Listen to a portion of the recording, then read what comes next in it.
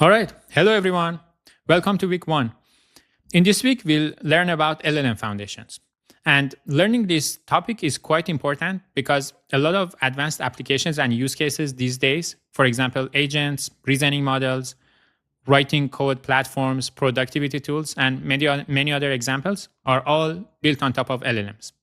So our entire focus of this week is to understand how LLMs are built, trained, and work in practice. And in particular, we'll start with an overview. Then we'll talk about the main two stages of training LLMs, pre-training and post-training. And then for each, we'll discuss how they can be performed and completed. And then finally, we have project one, which is a hands-on exercise to build an LLM playground in Python. So let's grab a coffee and start. So what is an LLM? An LLM is simply an AI model that can understand and generate text. Now, if this AI model is trained correctly, it can be very useful because we can ask real questions from the LLM and it can answer to our questions. And then we can also ask follow-up questions and the LLM can respond to our follow-up questions. So it's going to engage in a conversation and it's going to be very useful. Now, there are a lot of different companies that are having their own LLMs and they are providing a chatbot service powered by those LLMs. And one popular example is ChatGPT by OpenAI. And I believe that was the first chatbot that made available to public. But following that, there were many other companies having their own LLMs and offering their own chatbot services. For example, we saw Claude from Anthropic. We had Gemini from Google, Grok from xAI, Meta AI from Meta. And I'm sure there are many other examples and many other companies that are offering chatbot services these days.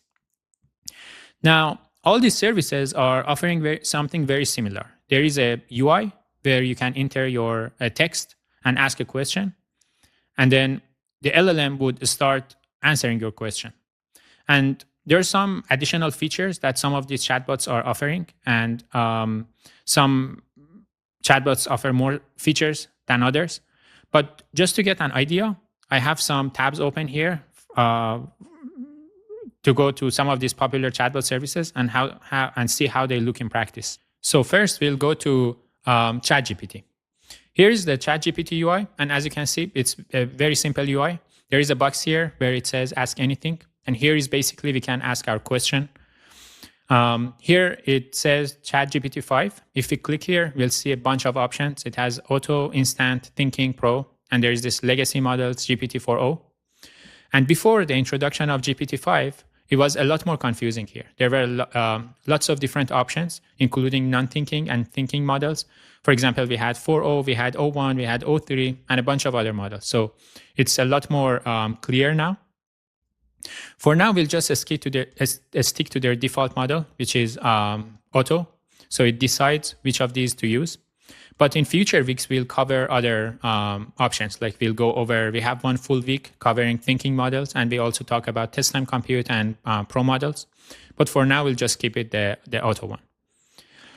And here, basically, there are just a bunch of tools we can use. It has agent mode, which searches the internet and explores lots of different resources and so on.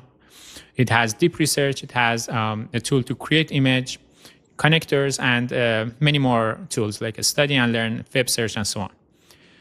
Again, in future weeks, we are covering many of these. We have a week about agents. We have another week about deep research and multi-agent systems, and also image generation models. For now, we are not going to enable any of these tools. And what I want to do is I want to enter a very simple prompt here. So we'll see how it responds. Where is Paris? So when I type where is Paris and enter, it immediately starts to generating text. And this is the text. This is the response. Paris is the capital city of France. It's located in the north central part of the country, and so on. Which seems very reasonable. It gives me a very good sense of where is Paris. And here at the end, it also says, do you want me to explain Paris in terms of geography and location? Basically, it's offering more to me to keep me engaged. So this is ChatGPT and GPT-5. Next, I'm going to switch to Claude. And my purpose is to enter the exact same prompt and see how Claude would respond. This is again the Cloud UI, and you can see it's very simple. It overlaps a lot with ChatGPT. They're just the buttons are sometimes in different places. For example, here is basically where we can choose which model to use. There are different models. Some are more advanced and pro, and we have to pay to use those. And some are their default model. So again, we'll just stick to their default model. And there are some tools here. And then I'm going to write the exact same question here. Where is Paris? And then enter. So it also started responding, and it says Paris is the capital city of France, located in the north central part of the country. And as you can see, this answer is different. It's different in terms of tone, structure, and style from what we saw in the from ChatGPT. And also it's a little bit more detailed. I can see it's providing coordinates like latitude, longitude, and so on. Now, let's go to Gemini and ask the exact same question here. So again, here we can choose which model we want to use, and there's a bunch of tools and like deep research to get in-depth answers and so on. But we're only going to enter the same prompt, where is Paris? Paris is the capital and most populous city of France. Again, this answer is not exactly as what we saw earlier by other two models, but this answer is also correct and it seems accurate. It also providing coordinates. And same story with other chatbots like Grok and Meta AI. I'm not going to enter the same prompt there just to save more time. But it's going to be very similar. Grok, you can choose you see the tools are here and you can choose the models here. And similarly for Meta AI, we can use certain tools and ask Meta AI any question we have. Now, all these models, what they have in common is they were able to respond to my simple prompt. However, they responded differently, and some of them are in more detail, and some are more have different structure and tone. So this is how LLMs are different. Now, if I start asking more complex questions, some of these models may no longer be able to answer my question correctly, and this is why certain LLMs are typically more powerful than others.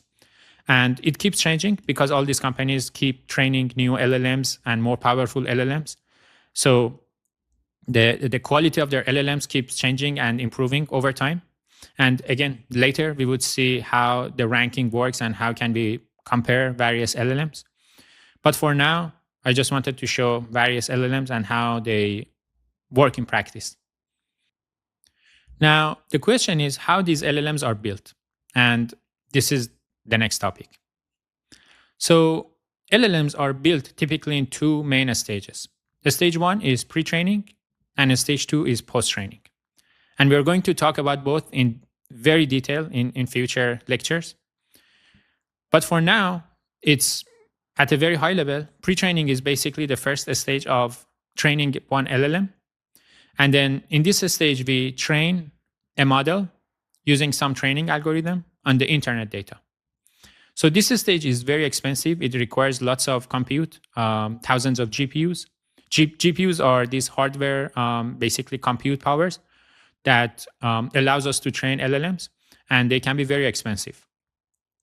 So it's also a very lengthy process. It requires months of training to train an LLM. And after pre-training stage is complete, the outcome of the pre-training is a base model, which has a very good understanding of the internet data. And in other words, it has implicit knowledge of the world, because assuming that there are lots of text on the internet about all these different domains and different areas. So, and since the model is exposed to all those data, it has a very good understanding of the world and a very good implicit knowledge. Now, the second stage, which is post-training, is basically we continue training this base model on a different data. We call it post-training data until we get the final model.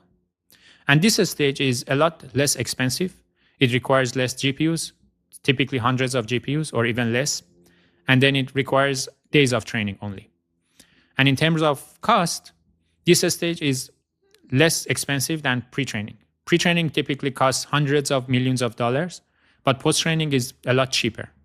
So only well-funded startups and very big companies can perform and do pre-training just because it costs a lot. It costs millions of dollars to complete pre-training.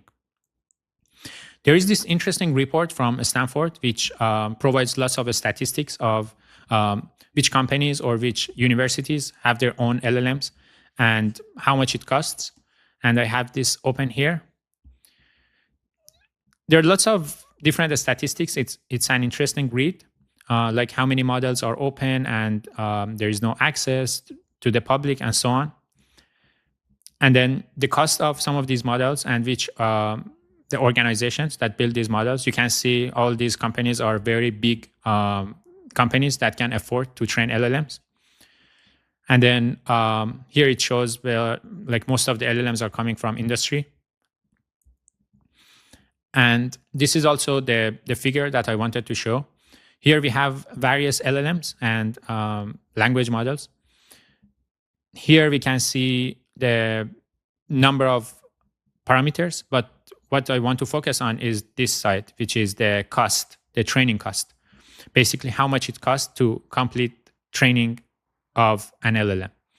So some of these models might be familiar to you. For example, here we have GPT-3 model with 175 billion parameters, and this model was trained by OpenAI. And you can see the cost of training this model was a little bit less than $10 million, but it's still, very expensive to train such model. And you can see more models here, and then GPT-4 and Gemini Ultra. And if you see these models, they are the cost of training those models are around hundreds of millions of dollars, which is very expensive. And there are some other interesting statistics, but just wanted to focus on how costly it can be to train these LLMs. So back to our lecture. After we complete these two stages of training, pre-training and post-training, this final model is what companies typically use and deploy to power the chatbot service.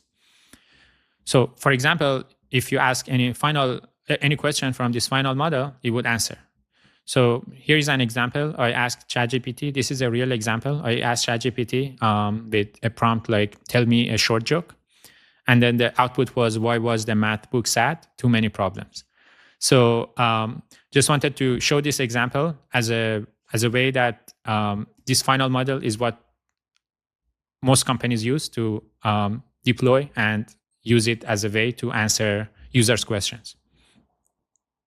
Now, this is all I wanted to talk about in this lecture. In the next lecture, we'll talk more in detail about pre-training and understand different steps of pre-training. Hey, in the last lecture, we saw various chatbots and LLMs, and then we discussed the two main stages of training LLMs. Stage 1 is pre-training and stage 2 is post-training. In this lecture, we are going to focus on the pre-training stage. And in particular, we are going to talk about the internet data. What does it mean to train something on internet data? How should we collect this data and how to prepare this data? So let's start. So data preparation has three main steps. Step 1 is crawling the internet. So crawling is simply a software that starts from some seed URLs or just a single base URL. And then it tries to extract its content and identify the outgoing links within that URL. And then it goes to those outgoing links.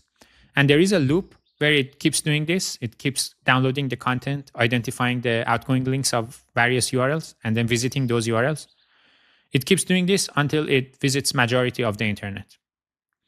So just to better understand how web crawling works, I have asked ChatGPT to write a simple web crawler class in Python. And I also inspected its code. It seems correct. And before talking about the code, the purpose here is not to have a production-ready web crawler software. The purpose is just to understand the logics and understand what are the key pieces in a web crawler. Because once we learn that, most of the advanced web crawlers are all built based on the same logic. So again, any web crawler is just a software. And here we have a simple class, simple web crawler. And what it does is it starts from a base URL, and this is given as the input to this class. And then it also keeps a set, a Python set named visited. And this visited is basically keeps track of URLs that this web crawler already discovered, extracted their content, and it's done. And then we have this method called crawl, and this is the main crawl, the main functionality of this class. What it does is it starts from this toVisit, which is basically a Python list, and it adds the base URL as the first URL to start exploring it. But then this list is basically a way to allow this software to keep adding new links as it discovers them, so it can later explore them. And again, this whole thing is based on a for loop or while loop. And then in the while loop here, we have as long as there are links, unexplored links in the toVisit, meaning that there are URLs that we have not explored this content yet. We extract the URL. If it's previously seen or explored, we skip it. Otherwise, we start the crawling. And here, there are some libraries like requests. Again, we don't want, the focus is not to learn the details of these libraries. There are just lots of different libraries. We can send requests to different URLs and get the output. And here we are using this request.get, send the URL, get a response back.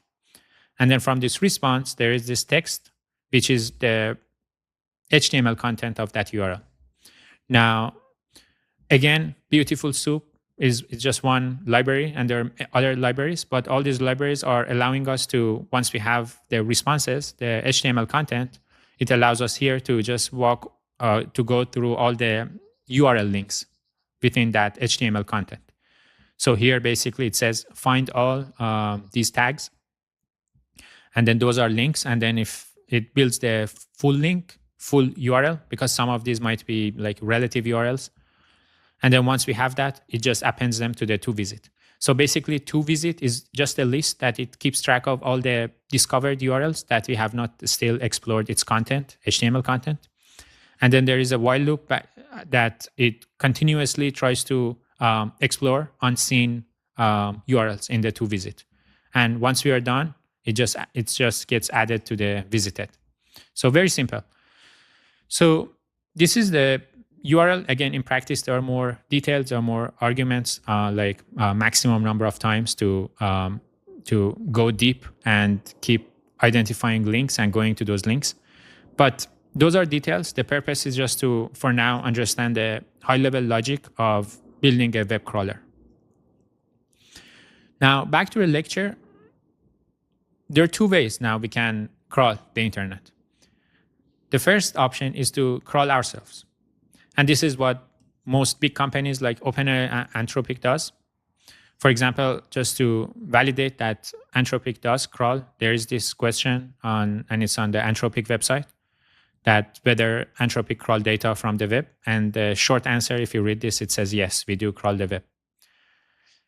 And this is also a GPT-2 paper published by OpenAI. And we're going to talk in detail about different parts of this GPT-2 model later in this week. But for now, I just want to scroll down and get to the training data. Here, training data set. And if you read this, here they're saying that instead we created a new web scrape which emphasizes document quality. So basically they are also having their own web crawler. So they have this software, they've written that, and then they're using that to crawl the web. So this is first option. The second option is to use a public repository of crawl pages. Now, there are different research teams and organizations that regularly crawl the internet and provide the extracted content public and make it publicly available. And one very common example is Common Crawl. So I Googled Common Crawl here, and it says Common Crawl is a nonprofit organization that crawls the web and freely provides its archives and datasets to the public. And there is just this website for Common Crawl. If we go there, it's how the website look like. We can go to the data. There is this latest crawl and instructions to get it started. And here we can choose a crawl. And it seems that the crawls are hosted on S3. So here we can just choose crawl. Again, there are various options because they regularly crawl and there are different times. So it's 24 crawls, 23, 22, and it goes all the way back to, I think, since they started 2008. So any of these, once we select, it would just give us some instructions and more details about the crawl. Now, back to the lecture. Most companies prefer to write their own crawling if they are big, so it gives them more flexibility. And for fast experiments or startups or smaller companies, they prefer to start from publicly available crawl pages, just because it allows them to iterate faster. And these are some interesting statistics from Common Crawl. They're crawling the web since 2007, and then each time they crawl, it's approximately 2.7 billion web pages. And as a result of that, there are it's around 200 to 400 terabytes of HTML text content each time that they crawl the internet. And then they release a new crawl every month or 2 months. All right, so this is the step 1 of data preparation, crawling the internet, or in other words, it's collecting data. Now, after we collect this data, the output of that is HTML text content. Now, the second step, which is also very important, is data cleaning. The raw HTML content has lots of issues. For example, here I have a screenshot. If I zoom in to see how this raw data look like, you can see the HTML text content has lots of irrelevant information. For example, there are lots of tags, HTML tags and markdowns and attributes, and many of these are not really useful to train a model. We don't, at least for most use cases, we don't want an LLM to learn about all these tags and head HTML, all these things. What we want is the LLM to learn from the actual content that we see from URLs, the content that we see in a browser. And those are often within certain tags like H1 tags, and here we have the P tags. Like this text, for example, the new MacBook Pro M4 features the latest Apple Silicon. So these are some of the text data that we really want to extract from this HTML content and use them for LLM training. So that is the main goal of data cleaning. It's to extract useful information from the raw HTML content.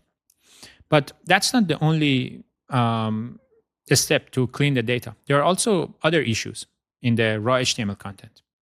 For example, a lot of text is duplicated across the internet. You can think of when there is an important news, there are lots of various websites that publish the exact same news or with a slight rewording of the same news or original article. And we typically don't want to have lots of duplicated data in our training data, because if we expose the LLM to duplicated data and the LLM see them over and over again, at some point it may memorize them. So we don't really want the LLM to memorize news. What we want is to learn about different words, different topics and knowledges. So these are some of the things that are important to take care of during the data cleaning. Again, there are other things. For example, one important thing is to make sure that we use only useful and safe content. There are lots of websites that we may not want our LLM to learn from. And as part of data cleaning, it's important to just get rid of those websites and those text content. Now, there are different companies and researchers that they've tried various ways of cleaning the raw HTML content or Common Crawl. And then after they applied those cleaning filters or steps, then they get the clean text and then they name it something. For example, here I have some popular data sets. For example, we have C4, Dolma, RefineWeb, FineWeb. So what these are basically different companies or researchers. We would see them in a bit. They clean the raw data, and then the outcome is just a data set, and that they name it something. For example, they name it C4. For example, if we search C4, we would see under tensorflow.org, we would see the description of the C4 dataset, and it's created by Google. So the description is, this is basically a clean version of Common Crawl's web crawl. So, and then there are more details to it, and you can just read them through and see, how big the data is. For example, how many examples are there in the training split, and so on. But what they are is basically they are the clean version of OpenCrawl, Common Crawl. And then this is an example of C4. It's published under it's AI2, and what this is basically how this data looks like. This is not exactly the original C4 that Google published. It's a cleaned version of C4 again. So C4 cleaned Common Crawl, and this is here you can see it's a clean version of Common Crawls. And then this is the processed version of Google's C4 dataset. But again, the whole point is that, and you can see the sizes here, like 305 gigabytes of English data, and the non-clean is 2.3 terabytes, and so on. But basically, the data it's very similar, C4 and here, and also the original C4. After cleaning, it's going to be looking like this. It's a table, and we have some text here. One column is text, and then one column is the URL that this text was extracted from. And you can see here, for instance, this URL had this text. And then there are also more examples, different URLs, different links. And some of these are in different languages. And so this is C4 after cleaning Common Crawl. Now, this data set is relatively old, but it was very important in earlier days of LLMs because a lot of LLMs were using this data set to start from as a starting point to pre-train their LLM. But then there were also other more recent examples and data pipelines for cleaning Common Crawl. One recent example is Dolma. I have the paper here. Dolma, and it says it's an open corpus of 3 trillion tokens for language model pre-training research. And we'll talk more about tokens in future lectures. For now, we can just think of tokens as words or subwords. So what that means is that this, after cleaning the web crawl, this Dolma dataset has around 3 trillion words, English words, let's say, or subwords. So this is the scale of the clean data. And then you can also take a look at the paper. It's very interesting statistics here. For example, they're not only starting from Common Crawl, but they're using other sources because all these sources can ultimately be useful for the LLM to learn from. For example, GitHub has lots of code, Reddit, and some other places, Wikipedia. And then these are some numbers and how big the data is and so on. And then you can just read their pipeline and how they clean this data set and what specific filtering steps they apply to clean the web. You can see they have like quality filtering, content filtering, and so on. And there is also another very popular data set. It's called Refined Web. And again, the same story. You can see the stats here and how big these data are. It's basically just a sequence of filtering steps and cleaning steps to clean raw internet data or Common Crawl. Now back to our lecture. So we saw these 3 examples, C4, Dolma, Refined Web. So the last one that I want to share is FindWeb. And FindWeb is more recent and it's openly available. It's published by Hugging Face, and it's basically just a data cleaning pipeline. Here you can see all the details of the pipeline. And I have this screenshot in the lecture as well. These are the key steps of cleaning Common Crawl. And again, now most of these should be familiar. For example, the first step is URL filtering. In this step, they filter URLs that they are not interested the LLM to learn from those content. And there is typically a list of block list content. Here you can see what FindWeb used to filter the URLs, and these are some of the categories. For instance, they filter URLs that are belonging to adult category, and there are some other categories here.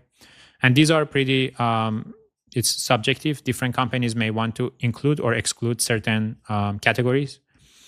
But again, this is the first step of cleaning the data. So they first just get rid of all the URLs that they are not interested to learn from. And then after that, they extract the actual text from the raw HTML content. This is what we saw earlier, that what we want is the actual text content within certain tags. And then after that, we have language filtering. Here we filter text data from certain languages that we don't want the LLM to necessarily support. And then there are a bunch of other filtering and deduplication. Here it tries to deduplicate very similar content. And then more filters here. And then finally, PII removal. Here they just remove content with sensitive information like bank account, bank numbers, and phone numbers, and those kind of things. And then after they apply all these sequence of filtering steps to the raw data, they end up with the clean data, which has 44 terabytes of disk space. This is the storage needed to just store this final clean data. And then approximately it ends up with 15 trillion tokens. Again, we'll talk about tokens later, but for now we can just think of those as words or subwords.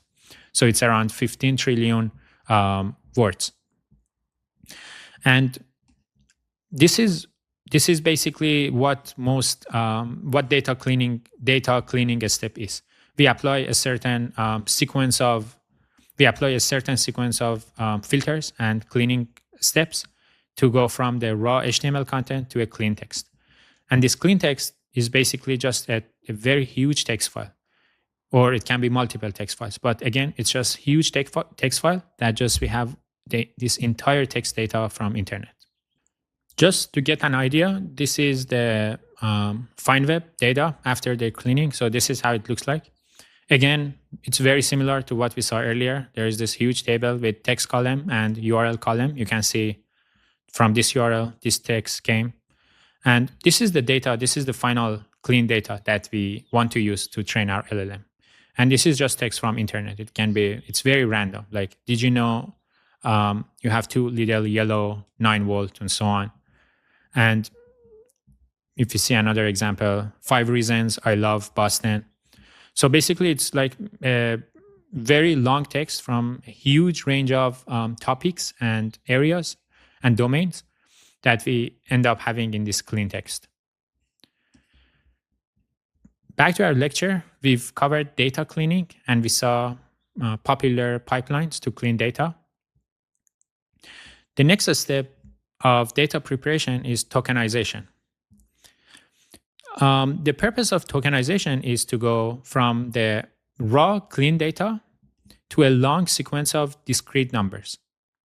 And this step is also quite important because machine learning models do not expect textual inputs. What they expect is numerical inputs. So in this step, we follow a certain procedure or algorithm named tokenization to convert text to sequence of numbers. And that sequence of numbers is now useful for the machine learning model or the LLM to learn from. So in this lecture, we covered the key 3 steps of data preparation. We talked about crawling the internet, and we saw that how we can start from some publicly available crawl pages like Common Crawl. Then we saw data cleaning and various pipelines, and how this raw HTML text content can be cleaned using a sequence of filters and algorithms. And then we also saw certain data sets that followed this recipe and pipeline to get a clean data. So we don't have to necessarily write our own cleaning pipeline. We can always start from an open source clean data such as FineWeb, and we start from there. And then finally, we would tokenize the data to go from the raw text to a long sequence of discrete numbers. So this is the high level of data preparation.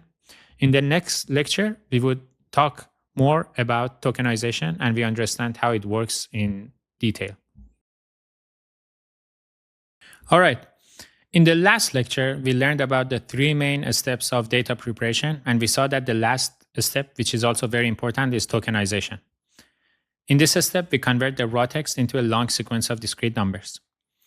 In this lecture, we are going to learn more about it and we understand how it works under the hood. How can we really build something that can convert raw text into numbers? So let's start. So in tokenizations, we are dealing with two phases. The first phase is the training phase, and then the second phase, which you have it here, is the inference phase.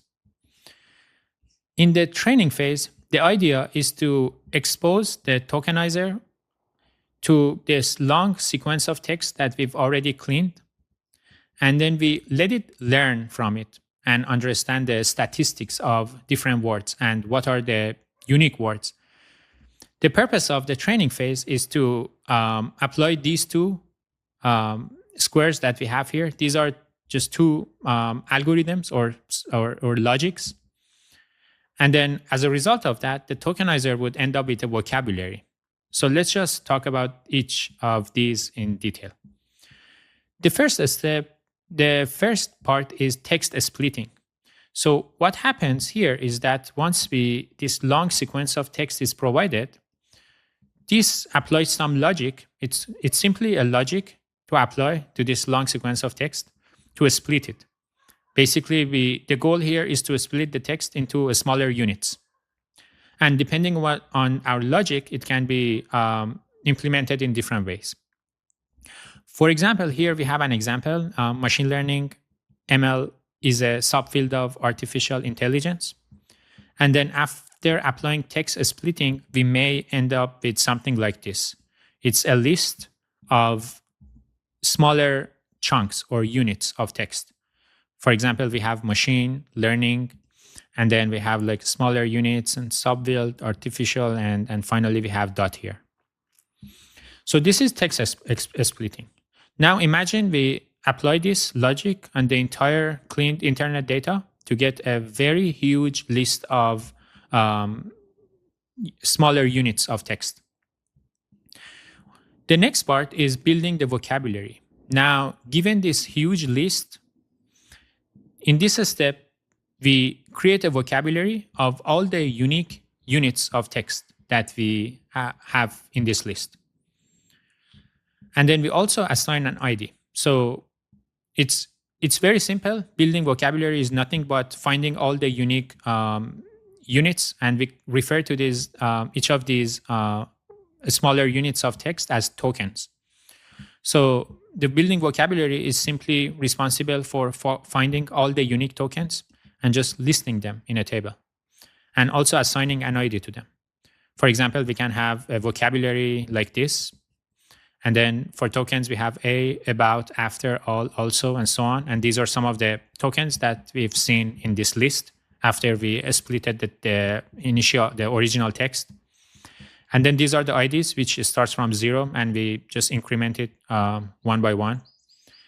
And here it can be seen that at the end, we have around 270,131 tokens.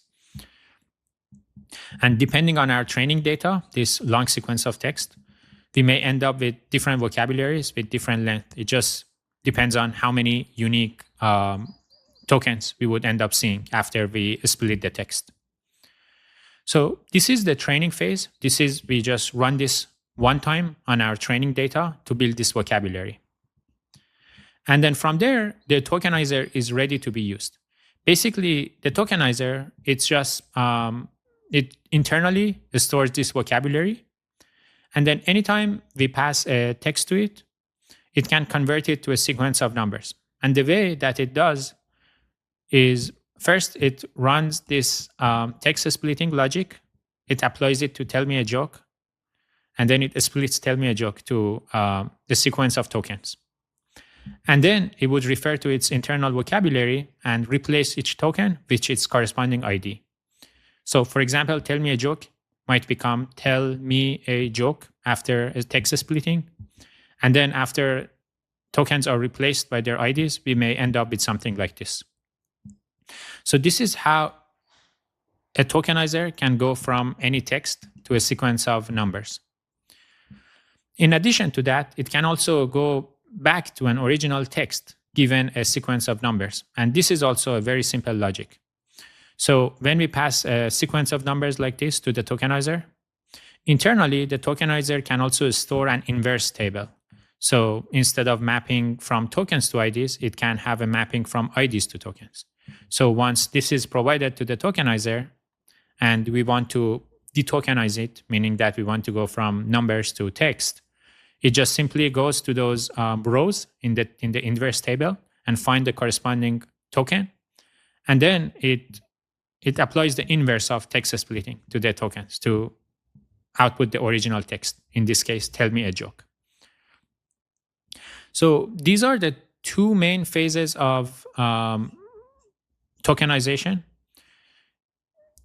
And training phase is basically, there are different algorithms for the training phase. And all these algorithms mostly differ in their text splitting logic, because building vocabulary is very obvious. It just needs to find all the unique tokens. Next, we are going to talk about the important categories of tokenizers, which are mostly referring to the algorithm that we can apply here and create the vocabulary. So all these different algorithms, they can be categorized into three big categories. We have word level tokenizers, we have character level tokenizers, and we have sub-word level tokenizers. And again, for each of these, there might be various algorithms within each category. Let's just briefly talk about each. Before I explain in detail, I just want to point out that word level tokenizer and character level tokenizers are no longer used in building advanced LLMs, at least to the best of my knowledge. And most of recent and advanced LLMs are all relying on a certain algorithm within the sub-word level tokenization. And the reason for that is because word level and character level has some limitations, which we would talk in a bit. So let's just start with word level tokenizer. It's very simple. As the name indicates, it splits the text based on its, let's say, white spaces to get the actual words. So the text splitting logic is, for instance, split the text based on its white spaces.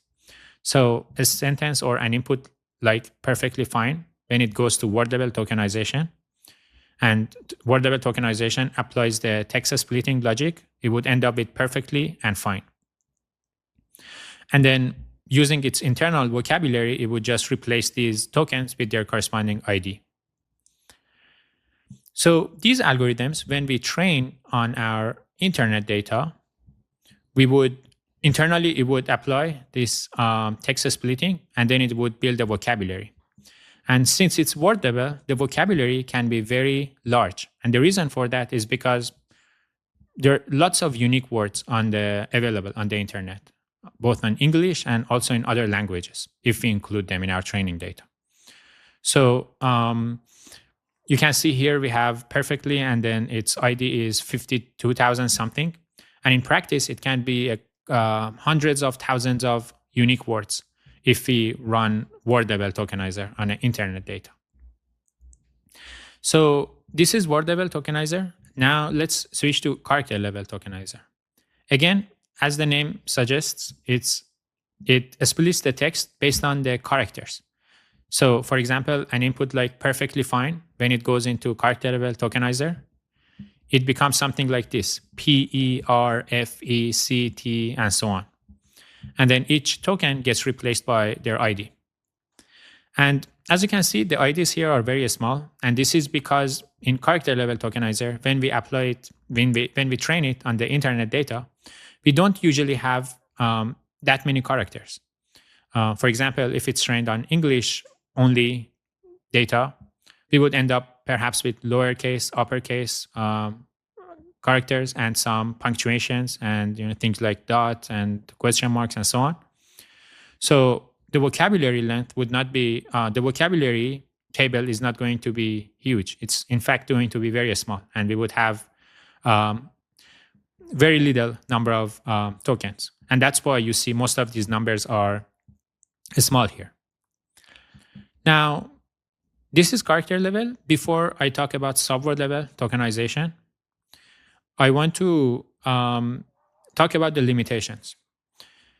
As we saw earlier, when we run word level tokenizer and train it, we would end up with a huge vocabulary. And that is the limitation of word level tokenizers. When the vocabulary is huge, it means that we have to maintain and manage lots of different tokens. And this can be very expensive when we train a model, because during the training, we have to keep this table and learn some association with each token, or in fact, its IDs. So it's going to be very expensive to learn when our vocabulary is very large. Now, character level tokenizer, its limitation is exactly opposite of that. It does not really suffer from having a huge vocabulary because the vocabulary is small. But what it suffers from is the long sequence of numbers. So, and the reason for that is because of its splitting logic. You can see here, it would end up, after we convert perfectly fine to a sequence of numbers, we would have too many numbers here. And this is not also ideal. And this is also can be expensive, because now during the training, the model needs to learn the dependency and the relation between all these tokens. And if this sequence is too long, it's going to be costly. So these are the limitations, and this is why, in the first place, subword level tokenizers were invented and preferred. So now let's switch to subword level tokenizers. So the key intuition behind subword level tokenization is that they come up with some splitting logic, and after we apply that splitting logic to the text, it split the text into smaller units, such that each unit is larger than characters, and also they are smaller than words. So this way, it tries to somehow balance and sit somewhere between word level tokenizers and character level tokenizers. For example, for an input like perfectly fine, after it goes to the subword level tokenizers, it can become something like perfect, Lee, and fine. And then each token would get replaced by their IDs. So as you can see, the tokens are smaller than word level tokenizers. For example, we don't have perfectly as a token. We have perfect and Lee. So the word perfectly would be splitted into smaller units. Now, there are different algorithms that are on their subword level tokenizers.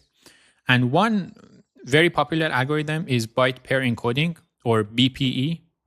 And that is what a lot of LLMs have been using as a tokenizer. And I'm going to briefly go over it so we get an intuition and high-level understanding of how an algorithm like BPE works. The key idea behind the algorithm is that it starts with characters, and it tries to iteratively merge frequent pairs of tokens and create new tokens. So this way, it has full control over the vocabulary size. Let's see a quick example. I searched online and I found this visualization. This seems to be in Korean. I don't understand Korean, but what I want to show is this diagram. And basically, the way the algorithm tries to form tokens and create this vocabulary is it starts from the training data, it counts all the unique words, and then it gets to the characters. And then for each character, it creates a new token. So for example, H has a new token, U has a new token, and then it stores those in the vocabulary. And then from here, and this 10 is the frequency of basically number of times that this word was appeared in the training data. And then from here, it tries to iteratively merge these tokens. And at this level, it's basically characters. It tries to iteratively merge them and then create new tokens. And the way that it merges two tokens or picks tokens to merge is based on their frequency. So it tries to find the most frequent pair and then just merge them. For example, after here, we have, it creates a new token named UG. And that's simply because there are a lot of UGs in the training data. If we see here, we have UG 10 times. We have also UG here 5 times. And we have UG here 5 times.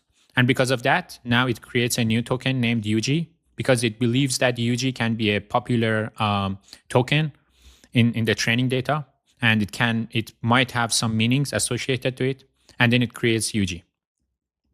And then it continues doing that until it reaches a certain number of tokens in the vocabulary. So it has control over the vocabulary size. Sometimes they keep doing this until the vocabulary reaches, for instance, 50,000 tokens.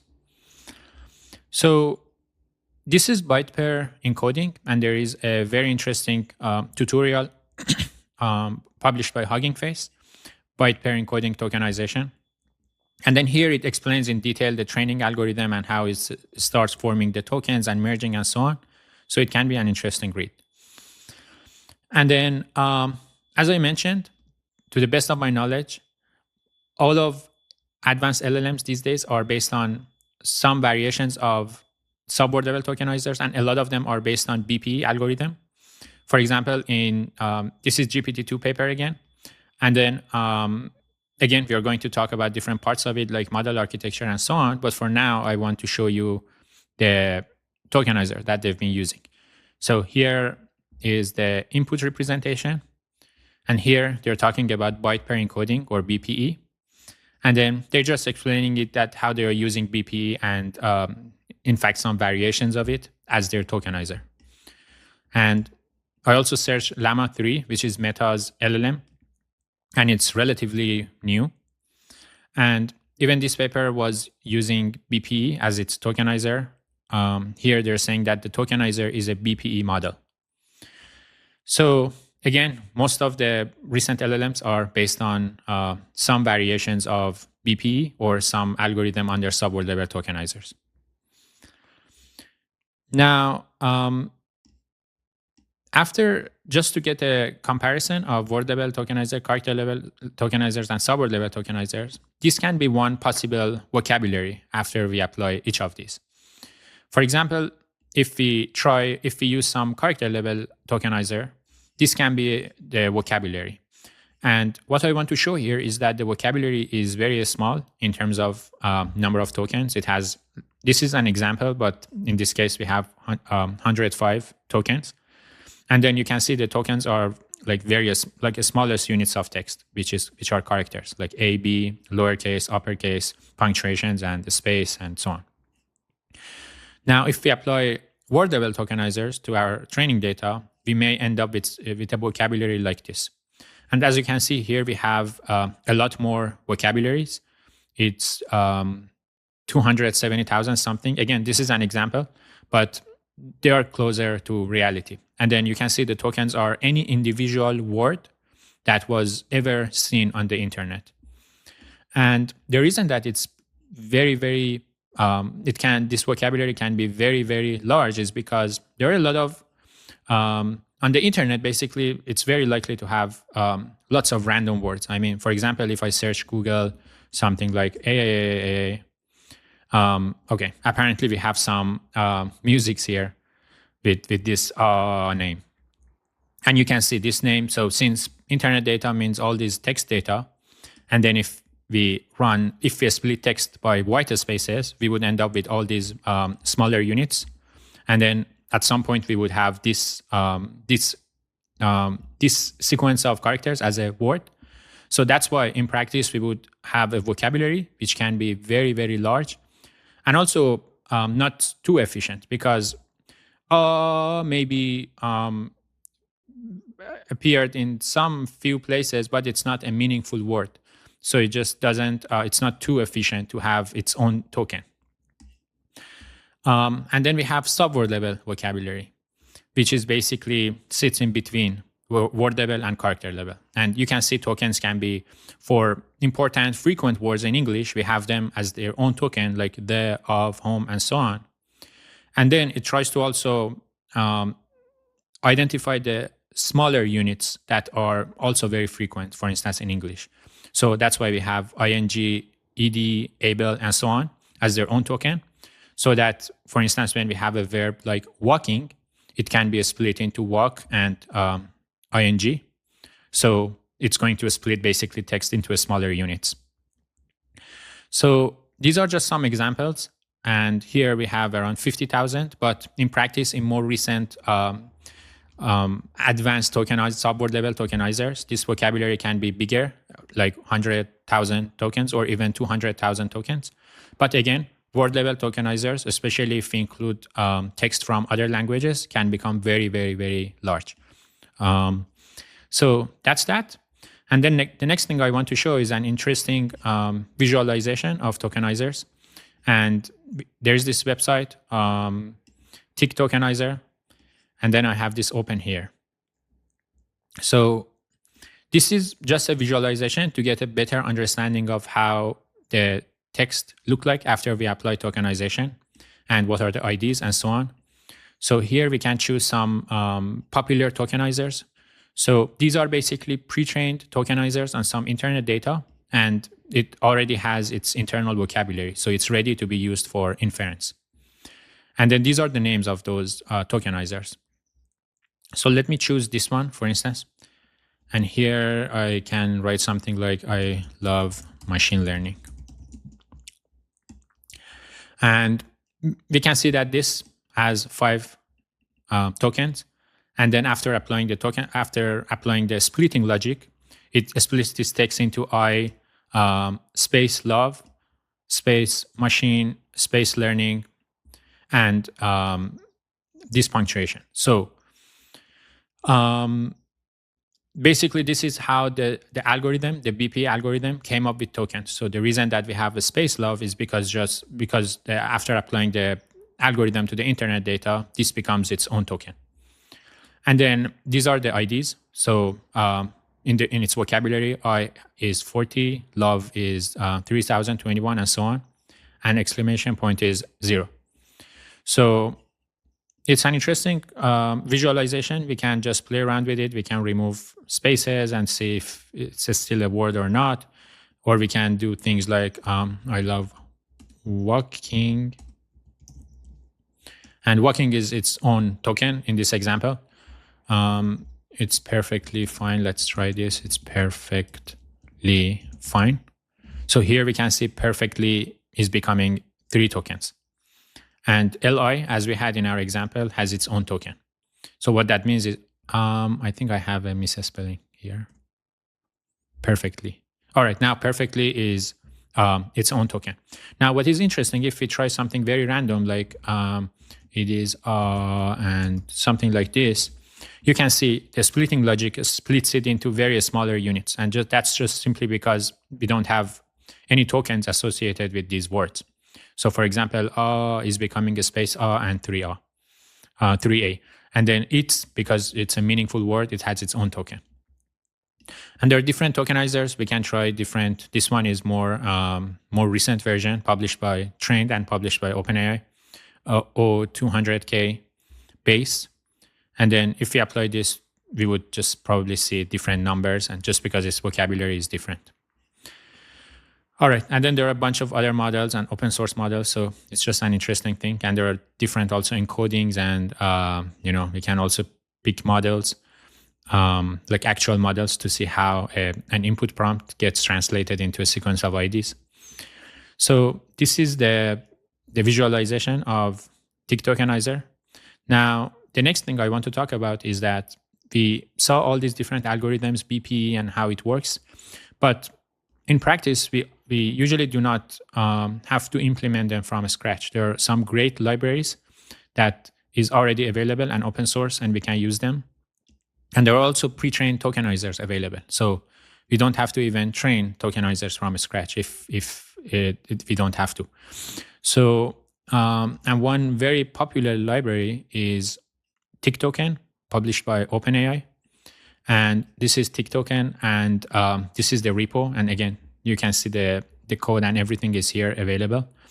And it's also very simple to use. We can just basically the description is TickToken is a fast BPE tokenizer. And they have some numbers here that why it's faster than other alternatives. So it says that it's between 3 to 6x faster than other open source tokenizers.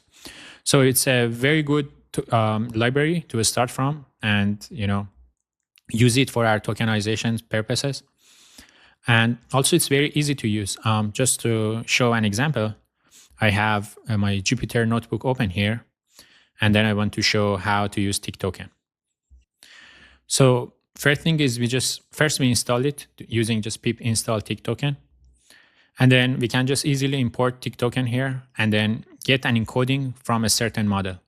For example, here I have tick token dot encoding for model GPT 3.5. And what that means is that give me the tokenizer that were used for training GPT 3.5 model. And then when I run this, I'll get this tokenizer object. And it's ready to be used. And you can see it's named this. So it's equivalent of what we saw in the visualization, this tokenizer. So after they train the tokenizer on some training data, they just name it something. Now, this tokenizer is ready to use, and it's very simple to use it. We can just say tokenizer.encode, and then write, I love machine learning. And this is the sequence we would get back. And this should be equivalent to what, again, we saw earlier in the visualization.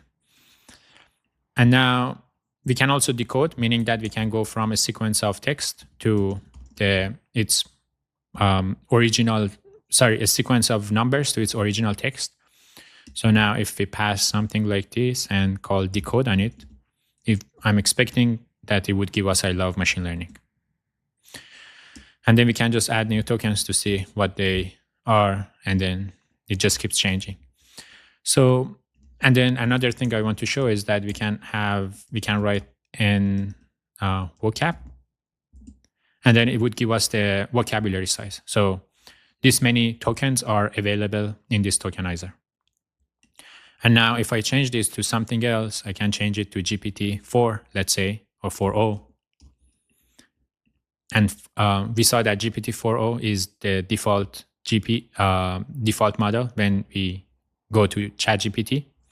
So let's see what tokenizer it's using. Now, if I print tokenizer, it's the newer 200K base. And from the name, it is probably having higher number of vocabularies. It's probably around 200K. So let's see. Now, let me also rerun this I love machine learning to see if it's going to output the same numbers or not, which we do not expect to be the same. Now, if I run this, it's the same. So at least for these tokens, it's the same. And then if I run this, I would get, then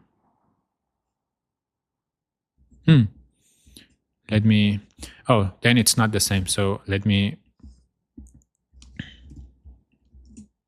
all right, so it's not the same as the GPT 3.5. The tokenizer is different and the vocabulary IDs are different. Now, if we just copy here and decode it, we would get the original text back. And now number of vocabularies is 200,019. So it's just bigger vocabulary. And what that means is that it's just more advanced and more effective. So this is how easy it can be just to use tokenizers and start from some pre-trained tokenizers to train our LLMs. Now, back to our lecture, we talked about tokenizers and we saw how training works. And after training, how the tokenizer stores its internally and vocabulary. We also discussed the three key categories of tokenizers: word level, character level, and subword level.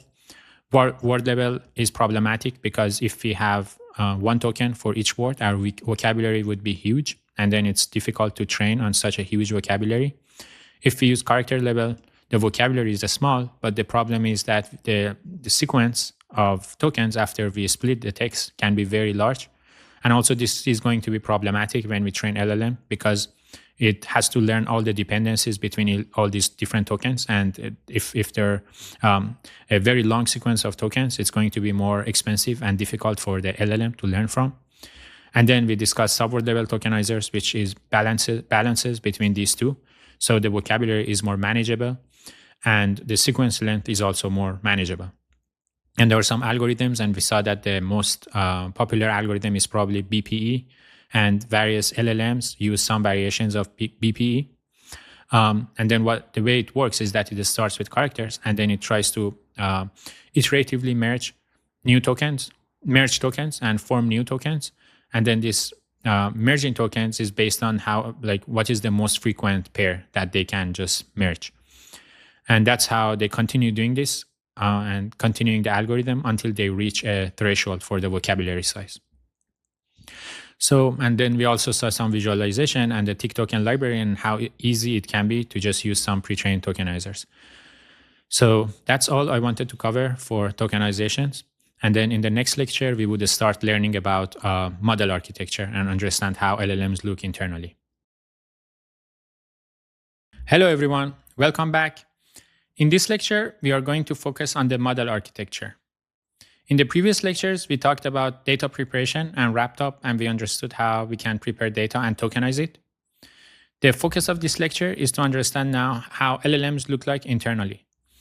We'll start by reviewing neural networks and some important layers. And then after that, we will talk about transformer and decoder-only transformer architecture. And finally, we will discuss why transformers are so powerful and widely used for text generation. So let's start. So the first thing is, what is neural network? And before answering that, let's understand the goal of most machine learning models. Most machine learning models are basically trying to learn a mapping from some input to output. I have 3 examples here. And if we look at them, in all of them, we want to learn a model to learn a mapping from input to output. On the left, I have house price prediction. And then we can think of this problem as given some signals about the houses, we want to predict its price. And those signals can be anything like location, number of bedrooms, and house size, and those kind of things. And then somehow they get converted to numbers. There are various ways to encode these signals into numbers, and that's not the main focus of this lecture. But let's assume that there are some ways to convert these to numbers. And then price is also a number.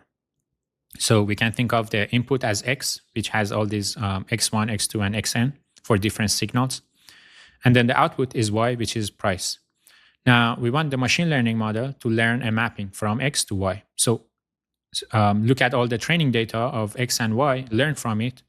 And then when we give a new x to it, it should be able to predict y. So it's essentially learning this mapping, this arrow here that I have, to go from any x to y. Now, in another example, for instance, email spam classification. And the problem here is given an email, we want a model to classify it as a spam or not a spam. So we can think of, useful signals like sender, content, subject of the email, and so on. And then these gets converted into numbers as the first step. So we can think of the input as x, and then it has all these x1, x2, and xn. And then the output is basically expected to be whether it's a spam or not. So y can be basically 1 if the email is a spam, and it can be 0 if the email is not a spam. So the goal of the machine learning model here is to learn a mapping from x to y. So again, while it's a different problem, the goal of the machine learning is still the same, to just learn a mapping from a bunch of examples with x and y. And then the third example, like a tumor detection. Here, the problem is given an image. We want an ML model to find the location of the detected tumor, if it exists. And even in this example, everything is basically can be converted to a number. And then the model's goal is to learn the mapping. Image can be represented by its pixels. And then location of detected tumors. Tumor can be, we can think of that as 4 numbers. And the top left, basically x and y, and bottom right, x and y. So if it's a rectangle, we just include the top left and bottom right. So at the end, there are just 4 numbers that the model is expected to map to. So even tumor detection is also a mapping. Now, neural network is just a sequence of parameterized transformations that maps an input to an output. So it's just one way that it starts from x, and there's just a sequence of transformations. It transforms x into some intermediate representations, and it keeps transforming and transforming until it reaches the final output, which is y. And those transformations are learnable, meaning that there are some parameters, and then the goal of the machine learning model during training is to learn those parameters, such that for that particular task, it can keep transforming the input in a very relevant and effective way, so that its final output is y. And this is a simple visualization and example. So let's say we have a neural network here, and there is some input to it with 4 numbers, 0.1, 0.5, and 2 more. And then this goes into neural network. Again, internally, neural network has some transformations. In this case, let's assume for simplicity, it has one transformation only. And it just transforms it. So one very simple way of transformation we can think of is that it also internally keeps 4 parameters or weights. And then these weights gets multiplied by the different x values. And then we just add them up. So we can have something like W1 times X1 plus W2 times X2 and so on. So at the end, basically, this neural network is just transforming this using a linear weighted combination of its values. And then the output is going to be one number. So this is just a very simple way of transforming some input to output using some internal parameters. But in practice, it can be more complex. A neural network can have multiple layers, and each layer is transforming its input to some output. And for example, layer 1 transforms x1 to x2 using its internal parameters. And then x2 becomes an intermediate representation, which goes to layer 2. And layer 2 again transforms it. And it goes all the way to layer n. And then layer n transforms its input, and its output can be the final output of this neural network. So again, all I wanted to show here is that neural network is simply just a sequence of transformations to learn a mapping from inputs x to outputs y. Okay, now let's zoom in into these layers and understand what are some common layers in neural networks.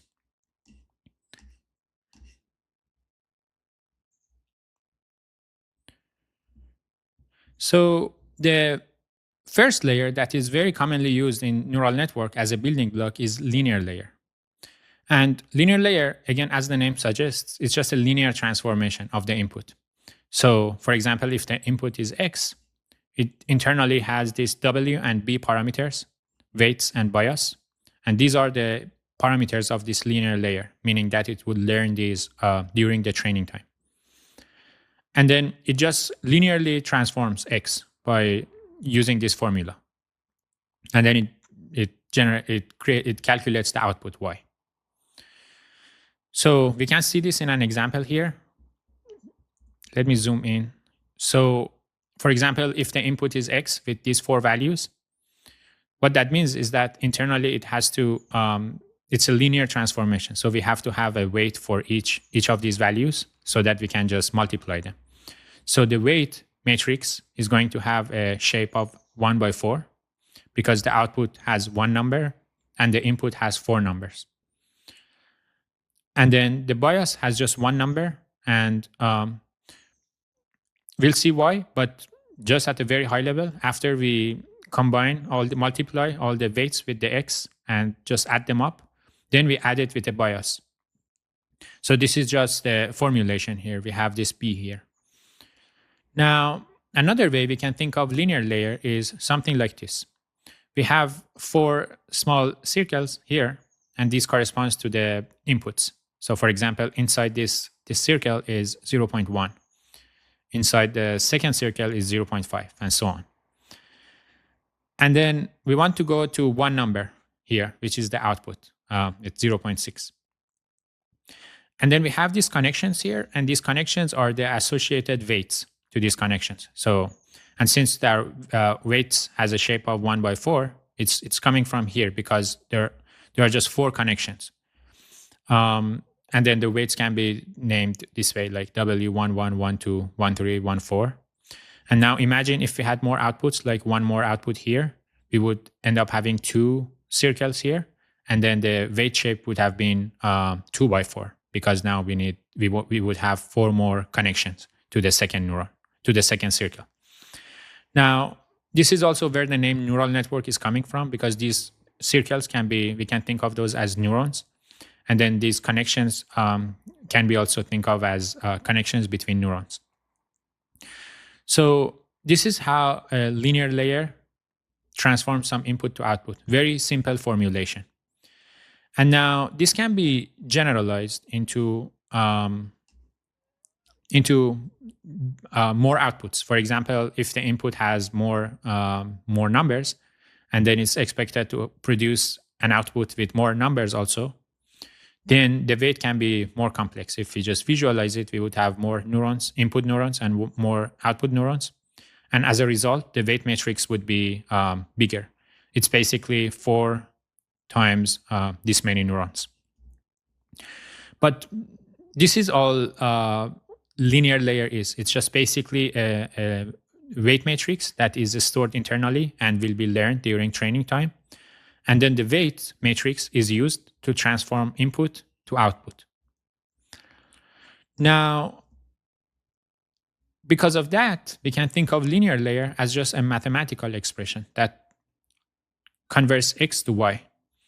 So at the end of the day, linear layer is just a mathematical expression. And then it can be written down like this. For example, this neuron can be calculated by multiplying weight with the inputs and just add them up. And also more output neurons can be computed in a similar way. So linear layer is just a mathematical expression. Now, linear layer is not the only layer that is available. There are a lot more layers that were developed over the years.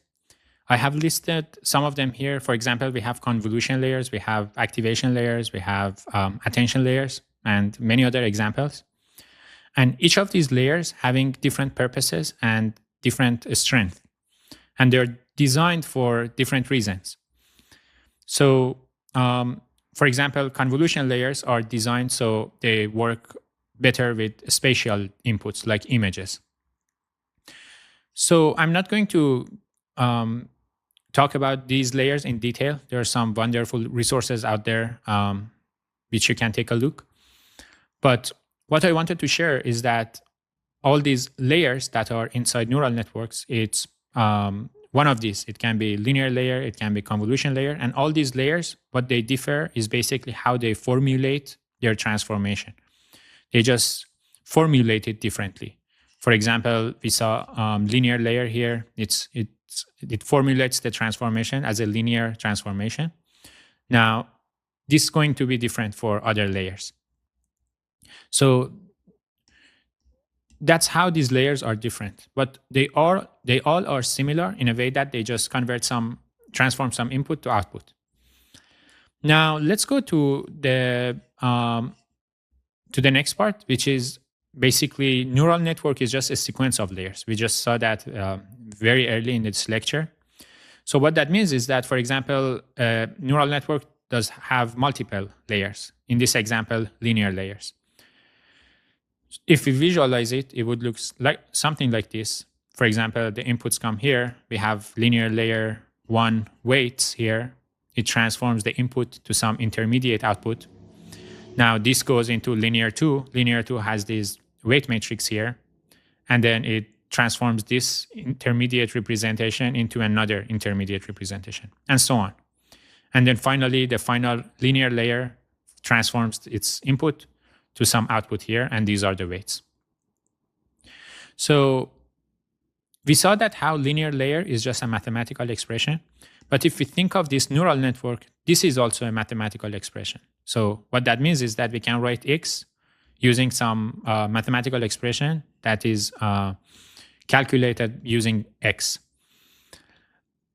And we can just think of that as something like this here. This can be the expression to calculate Y's. And you can see it is based on all the weights of linear layers that are inside the neural network. And then it just gets it's a bunch of multiplication and additions, and that's it. So neural network as a whole is also a mathematical expression that transforms X to Y. Now, over the years, research teams and companies have tried combining various layers and build a neural network that works better for certain tasks. There was a lot of novelty and innovations into how to combine all these different layers in a unique way that the output, which is the neural network, can learn the task very effectively. And then in 2017, Google published a paper named Attention is All You Need. And then it introduced transformer architecture. And transformer architecture is also a neural network, and it's just basically a unique way of combining all these layers that we just saw, that it works really well for certain tasks. So here is the paper, Attention is All You Need, and it was published by Google Brain Team. And it's just the explanation and how they came up with the architecture and how it looks like. But here in figure 1, they have the architecture of the transformer. Again, feel free to read the paper to understand all these components. But what I want to share here is, at the end of the day, this architecture is also just a combination of layers that we saw earlier.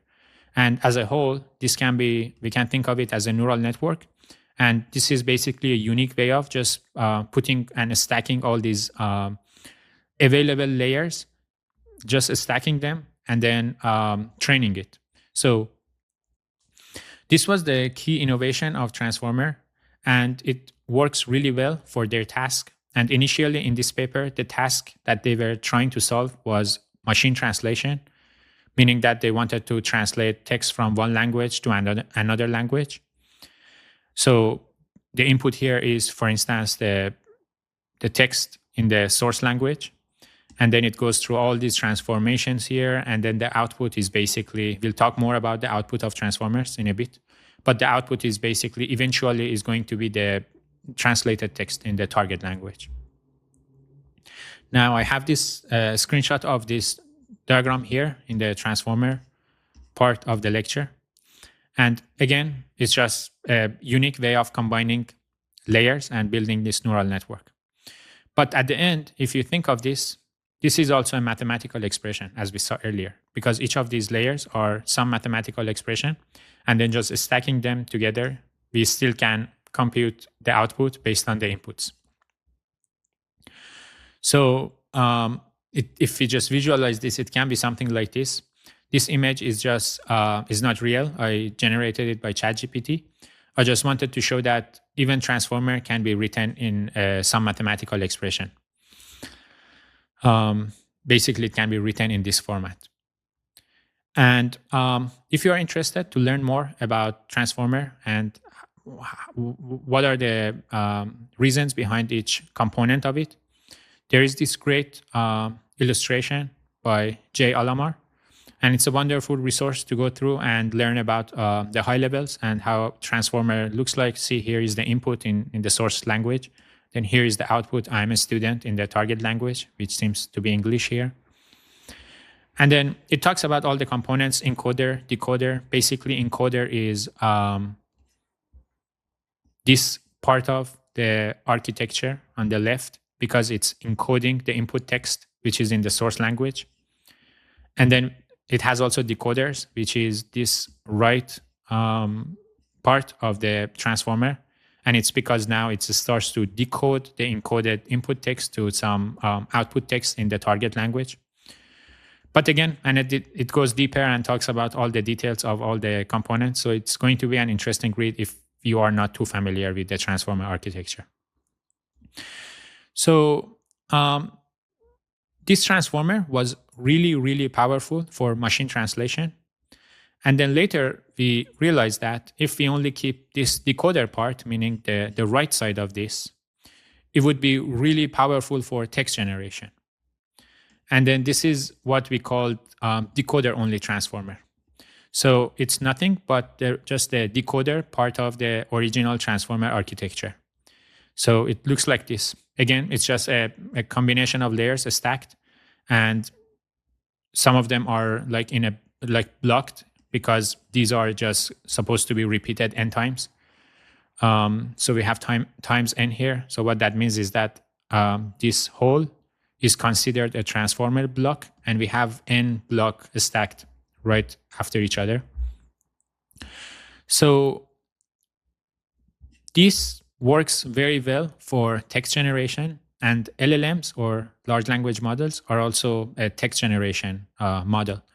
So most of the LLMs that I'm aware of are all based on decoder-only transformer. So what that means is that whenever we hear LLM, it means that it's just a decoder-only transformer trained on internet data. So in the next lecture, we'll talk more about the input and output of transformers, and we understand why this architecture, how can it be adapted for text generation. All right, we saw that decoder-only transformer is really powerful for text generation. So let's understand why. And to answer that, let's first see what is the input and output of the transformer architecture. So as we saw in the previous lecture, the transformer is just a sequence of transformer blocks, and each block has some layers, and they're just stacked, and they transform input to output. But what is the input and output? The input that these layers expect is a sequence of vectors. This is just how these layers are expecting their input. For example, here we have one vector, we have three vectors. These three vectors, and again, each of these vectors are having these small cells. Each cell is basically a single floating point number. And so these three goes into transformer. Transformer just keeps transforming them. And then the output of the transformer is again a sequence of vectors. And as you can see, the size of the vectors are the same in this example. And it's in most architectures, it's the same. Theoretically, they can be different, but we just keep them the same. And then the output sequence length is also the same. So we have three inputs and three outputs. So this is the input and output of the decoder-only transformer. Now, let's also understand what is the input and output of an LLM for text generation. So in LLM, again, for texts, they are converted to tokens. So each text is a sequence of tokens. And in order to generate text, what we want an LLM to do is we just pass some sequence of text to it. For example, here we pass these three numbers corresponding to hi, how, are. And then we expect the transformer, the LLM to output the next token. And here it's 944, which corresponds to you. So this is our ideal input-output that we want to train or build LLMs.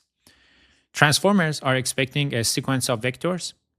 What we want from the LLM is a sequence of numbers going to the LLM, and then the LLM just predict the next token, and also a number. Now, how should we adapt this? How can we really modify and add new layers to this architecture so its input and output becomes compatible with this? Now, this is how we are going to do this. For a given text like hi, how, are, first we discuss how it goes to the tokenization and gets converted to a sequence of numbers.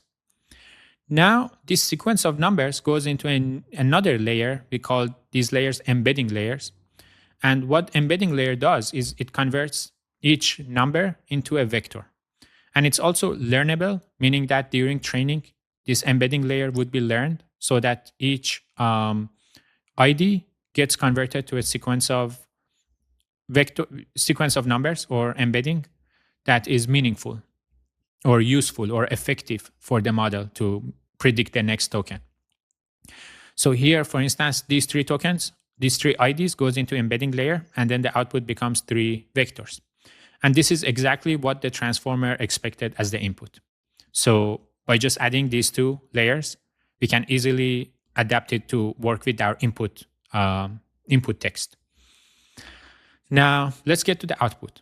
The output of transformer is three vectors corresponding to each of the three input vectors. But what we want is the next token. So a typical way to make this work is we discard the first few vectors, and we only keep the last vector. And now this last vector is, again, it's just a vector. It's just some numbers, floating point numbers. We add a linear layer on top of this. So we transform this vector into a new vector. And this new vector can be interpreted as probabilities of the next token. So its length would be equal to our vocabulary size. For example, if we have 50,000 tokens in our vocabulary, the output of this transformation by this linear layer would be a vector of size 50,000. And then the value of each cell corresponds to the probability for that particular token in our vocabulary. So basically, this linear layer is just mapping this final output into probabilities of different tokens. And again, there is just also a softmax operation, which is responsible to convert these into probabilities. We skip that for simplicity. But we can think of these layers to convert the final output of the transformer into some probabilities for each token. And now these probabilities can be, we can think of those as something like this. So for example, this entire thing we had here, this tokenization embedding layer, decoder-only transformer blocks, and the additional linear layer here, all of this, we can think of it as the LLM architecture. So here I have this LLM. I hope you are goes into the LLM. And then after the linear transformation, the output is this vector with 5 values here, 5 probabilities. And again, this is only for visualization. In practice, this vector would be of length 50,000 or whatever our vocabulary size is. And then these are associated to our tokens. For example, we can think of this as the probability distribution over the vocabularies. So in this case, if the ID 0 corresponds to end of sentence token, it has 2% chance. For Abel, it has 11% chance, and so on. And we can see the highest probability is well, with 86% chance, which also makes the most sense when the input is I hope you are, because well is the most likely token and also make this whole sentence meaningful. So this is how basically we go from the original decoder-only transformer blocks. We combine it with some additional layers to make it work for text generation and learning dependencies between texts. Now, the next thing I want to talk about is if we think of all modern LLMs these days, they're all based on decoder-only transformers. What they differ is basically some hyperparameters in the decoder-only transformer. For example, this is the screenshot I took from GPT-2 paper, and then they have 4 variations of models, and each variation has different number of parameters just because of the different hyperparameters used to build the architecture, to build the decoder-only transformer. And some of these hyperparameters are, for example, layers. And layers refers to that times n that we saw in the figure, like how many transformer blocks we want to stack. For example, their smallest model, they stack 12 transformer blocks. And then this is the dimension of the vectors, like the input vector size and basically the size of the vector that this transformer works with. And then they use 768 for the smallest model. And they just play around with these numbers to get bigger models. So when they increase number of layers, it means that there are more blocks and more layers, and each layer internally has parameters. So we just simply get bigger models with more parameters. And this generally means that the models become more powerful because when they have more parameters, it means that they are more they have more capacity to learn more complex mappings from input to output. But they are also more expensive to train because if there are more parameters, we have to train them for longer, and we have to also spend more computing power to train these models. So this is GPT-2, and their biggest model has around 1,542 million parameters. So it's around basically 1.5 billion parameters. Now, this is GPT-3. Let me make this a little bit bigger.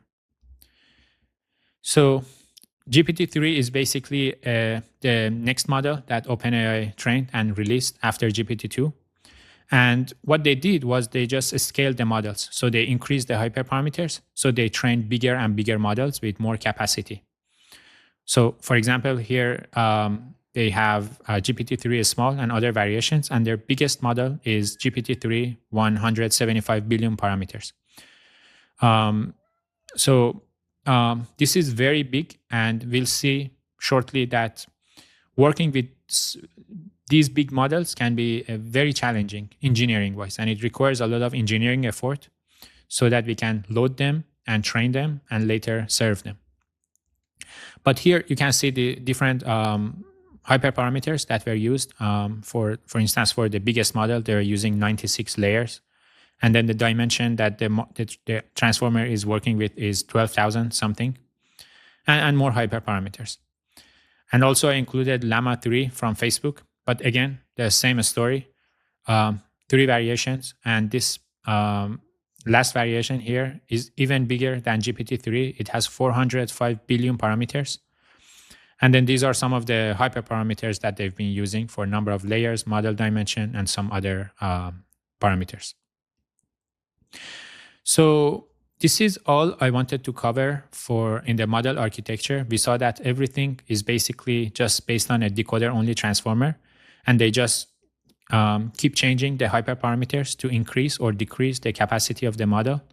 And then typically increasing the number of parameters means that the model would be more capable after training. In the next lecture, we'll talk about how to train the decoder-only transformer model. Hey everyone, let's focus on the model training of LLMs. In the last lecture, we saw how LLMs look like internally and what's their model architecture. We also saw that whatever input we pass them, like I hope you are, it would produce a vector which represent the probabilities of different tokens. However, if we do not train the model, these probabilities would be random.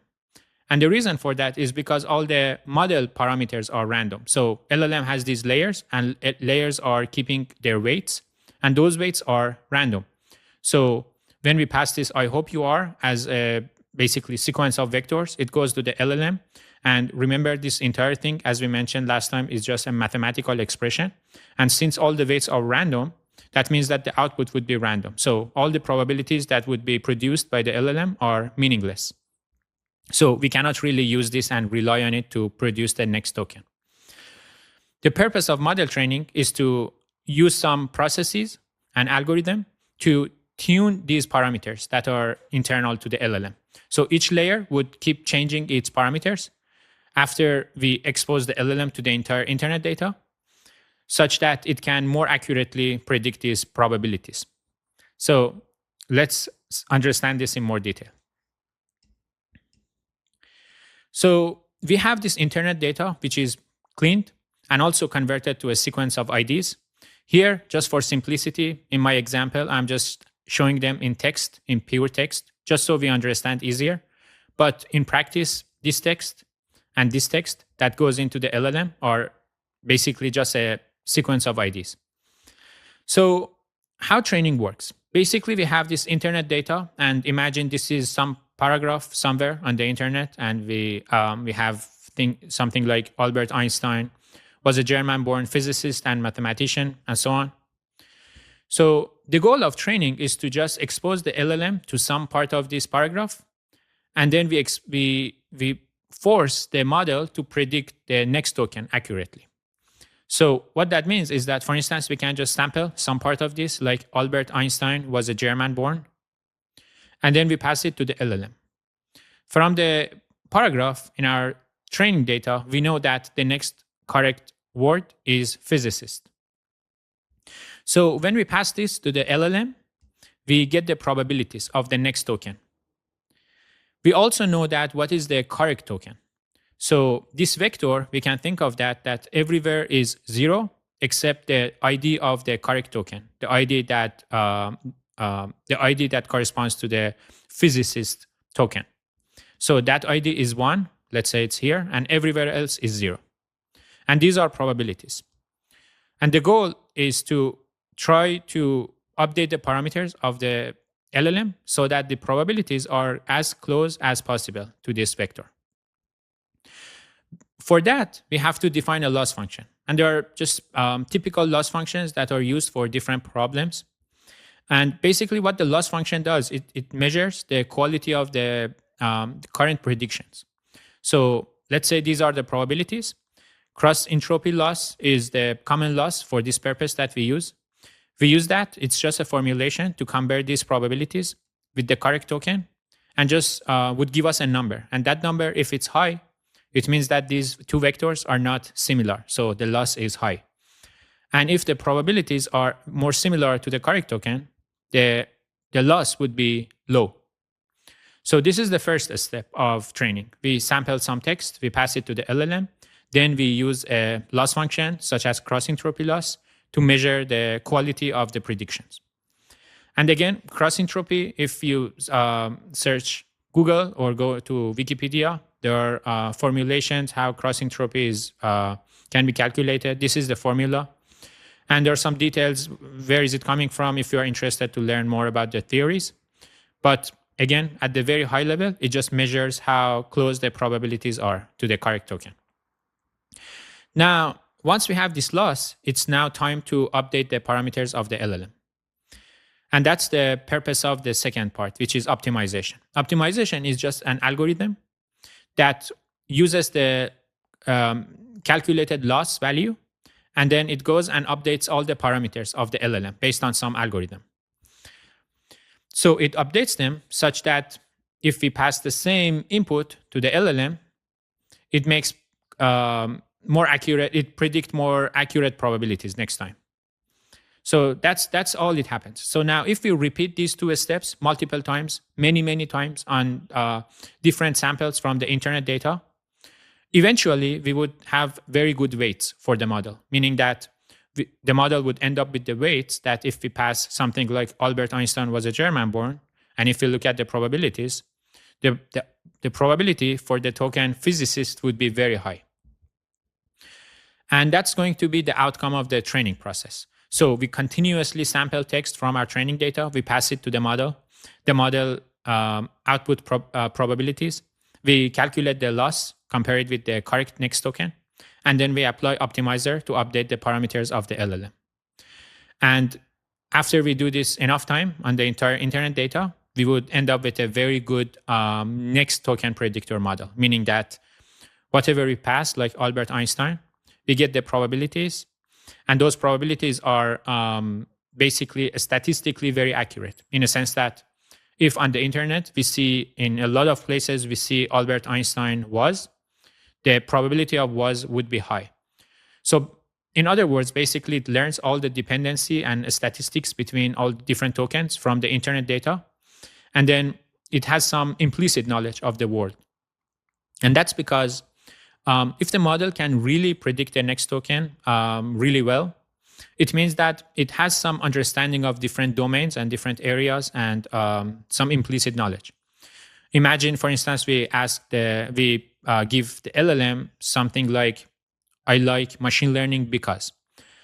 The next token and also the future tokens that it would keep generating is probably very relevant to machine learning. So it would probably output some terms that are related to machine learning and to why people like machine learning. And all of these are statistically very close to what is available on the internet. So that's the outcome of the training. Now, remember, these models can be very difficult to train, even though the process is very straightforward, because these LLMs can be very huge in terms of number of parameters. It can be engineering-wise, it can be very difficult and a lot of challenges to make sure that we have the right setup to train these models. For example, I asked ChatGPT that what are the resources needed to train an LLM with 405 billion parameters. And remember, this is what Llama 3, biggest version of Llama 3 has. So what is the memory needed? I misspelled what with Y. And then the answer is it requires lots of things. And then here it says why memory is needed. It's first because we need to store the model parameters during training. So all those parameters, 405 billion parameters, needs to be stored in memory. And then during the training, again, there is some algorithms and optimizers needs to keep track of all the intermediate representations and activations and use those to update the weights. So there are a lot of intermediate floating point value numbers that it should store. So because of all of these, and here is a rough estimation, it requires like, very large memory, assuming that we use a FP32, meaning that we use 4 bytes to store each weight. We would end up needing around 1.6 terabytes of memory. So definitely it's not possible to train this entire model on a single GPU, because the best GPUs we have might have around hundreds of gigabytes of memory. So it's not practical to really train this big model on a single GPU or on a single machine. And again, in its calculation, it's saying that you need at least 880 to 100 GPUs just to fit the model in memory. And in practice, it requires more. Realistically, it says you use 2,000 GPUs or more. And these numbers are accurate based on what happens in practice. Also here, in terms of storage, we need huge storage as we train the model to just keep saving the checkpoints of checkpointing the new models as we train them. So each time, each checkpoint might exceed 2 to 5 terabytes of the storage needed. So all this is basically saying that it can be very challenging to train very large models, very large LLMs. It also requires lots of distributed training and so on. And then let's go to the Llama 3 paper. This is the technical report of Llama 3 published by Meta. And what I want to show here is that if we scroll down, there are this, by the way, this is a great technical report. It's very, very useful to read and learn. I personally learned a lot of things from it. So, but what I want to show here is that, all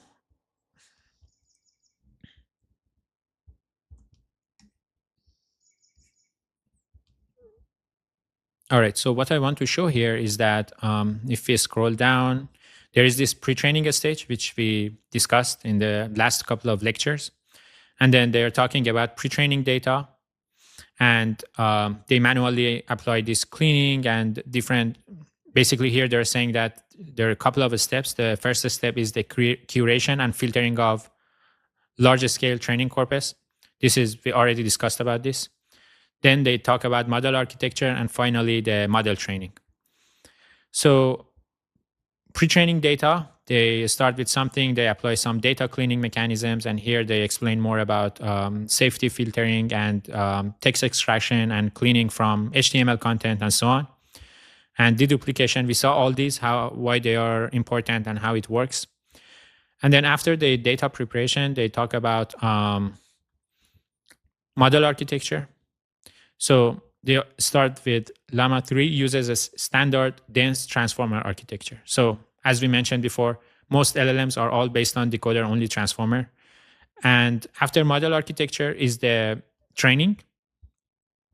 And then here, basically, this part talks about infrastructure, scaling, and efficiency.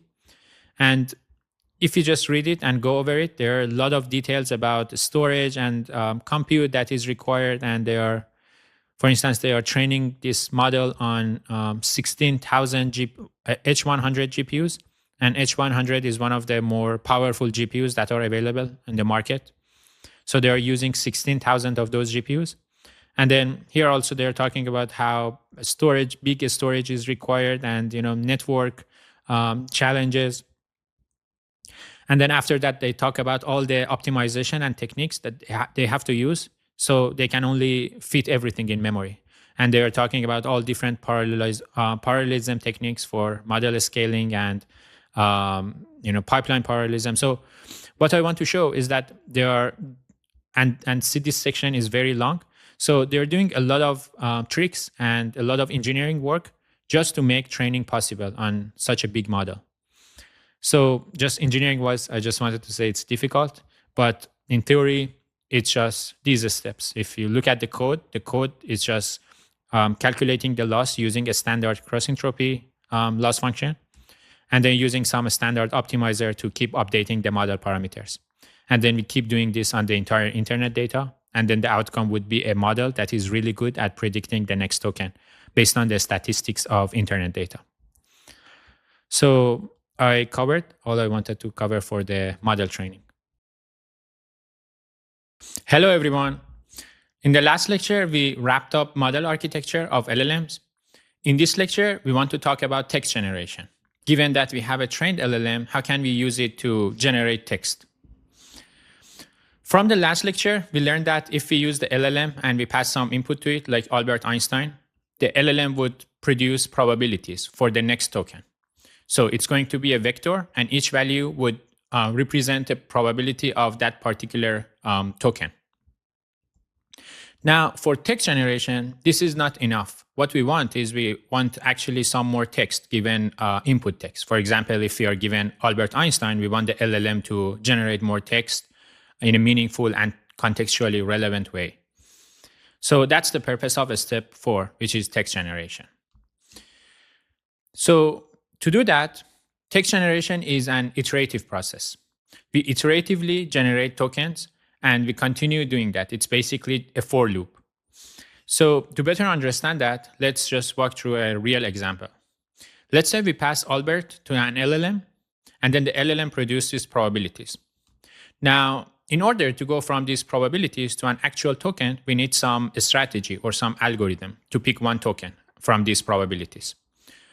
Let's assume that there is some algorithm that does that for us. So it picks Einstein from these probabilities. And then now we have Albert Einstein. So we can pass it to the LLM again. And the LLM produces probabilities for the next token after Albert Einstein. And then the algorithm picks was. And then we can repeat this process. So we can just repeat this process and keep getting new tokens until one of two things happen. So the generation ends when we reach end of sentence a special token. This is a special token that we can use when training the LLM, so that whenever the LLM outputs that, it means that the sentence is complete and we no longer need to generate more tokens. So this is one way that the generation can end. The other way is that the LLM never produces end of sentence token and we reach the maximum desired length. So as soon as one of these two things happen, we can stop this iterative generation and we would end up with a continuation of the initial sentence that we had. So I have a more compact visualization of this thing here, and then it's here. So basically, we start with something, let's say hi, and then the LLM produces probabilities and the algorithm picks the next token, which is how, let's say. And then how comes here. Now the new input is hi, how, goes to the LLM. Then we pick R. And we keep doing this. In this case, we reach end of sentence token, meaning that the LLM at some point, which believes that the sentence is completed, it produces end of sentence a special token. So we learned about this iterative generation process. Now, the only thing that we need to answer is the algorithm here. How can we really pick a token given the probability distribution? And that's what we are going to talk next. So basically, there are different algorithms and different strategies. We often call them decoding algorithms or sampling algorithms. And these algorithms specify how to choose a token from a probability distribution. So given that the LLM outputs something like this, which can be interpreted as this probability distribution, the algorithm specifies how to pick the next token from these probabilities. And there are different algorithms for that purpose, and they can be categorized in different ways. So here we have, at a very high level, all the text generation methods or sampling methods. They can be categorized into deterministic and stochastic. Deterministic are the algorithms that there is no randomness in the generation process. So if we repeat the generation using the same input and same LLM, it would always produce the same output. Stochastic algorithms, on the other hand, has some randomness, meaning that using the exact same LLM and exact same input, if we run it twice, run text generation twice, we would get two different continuations or two different generations. And each of them has their pros and cons. So we'll start with deterministic, and then we'll switch to a stochastic. Deterministic, there are two popular algorithms. One is greedy search, and the other is beam search. Again, we'll briefly talk about this to better understand the evolution of different text generation algorithms. But I want to also point out that in most advanced LLMs, they no longer use any like greedy search or beam search, and they use this top P sampling here, which we will talk about. But it's very good to just have some ideas about how these search algorithms work and what are their limitations. So we'll start with greedy search. Greedy search is basically the simplest form of picking a token from the probability distribution. It, as the name suggests, it greedily picks the highest probability token and then use it as the next token. So it's just very simple. So let's say, for instance, this is the predicted probabilities given the input token how. So the model has predicted these values for different tokens. And in this example, the greedy search simply picks R because it has the highest chance of being the next token. It has 37% chance, and it's more than all other tokens. So another way to visualize this is like a tree. So we start from this input token, which is how. It's passed to the LLM, and then the LLM outputs the probabilities for all different tokens in the vocabulary. For simplicity, we visualize 3 outputs here, but in practice, it's equal to the number of tokens in the vocabulary. So let's say it's 50,000 values. So at this step, the algorithm picks the highest probability token, which is R, with 56%. And now we have how R, it's passed to the LLM. The LLM again produces 50,000 probabilities in the next step. And the greedy algorithm picks U because it has highest probability. And it just keeps repeating this. So at the end, we would end up with a path in this tree. Like how are you doing? So the advantage of greedy search is that it's very simple and efficient. It simply picks the highest probability at each step, and it can be easily implemented. However, there are lots of limitations with greedy search, and it's not really used in practice for text generation in LLMs.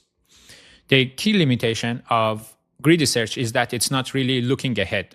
So at each step, it's only picking the highest probability token without looking the probabilities at the future steps.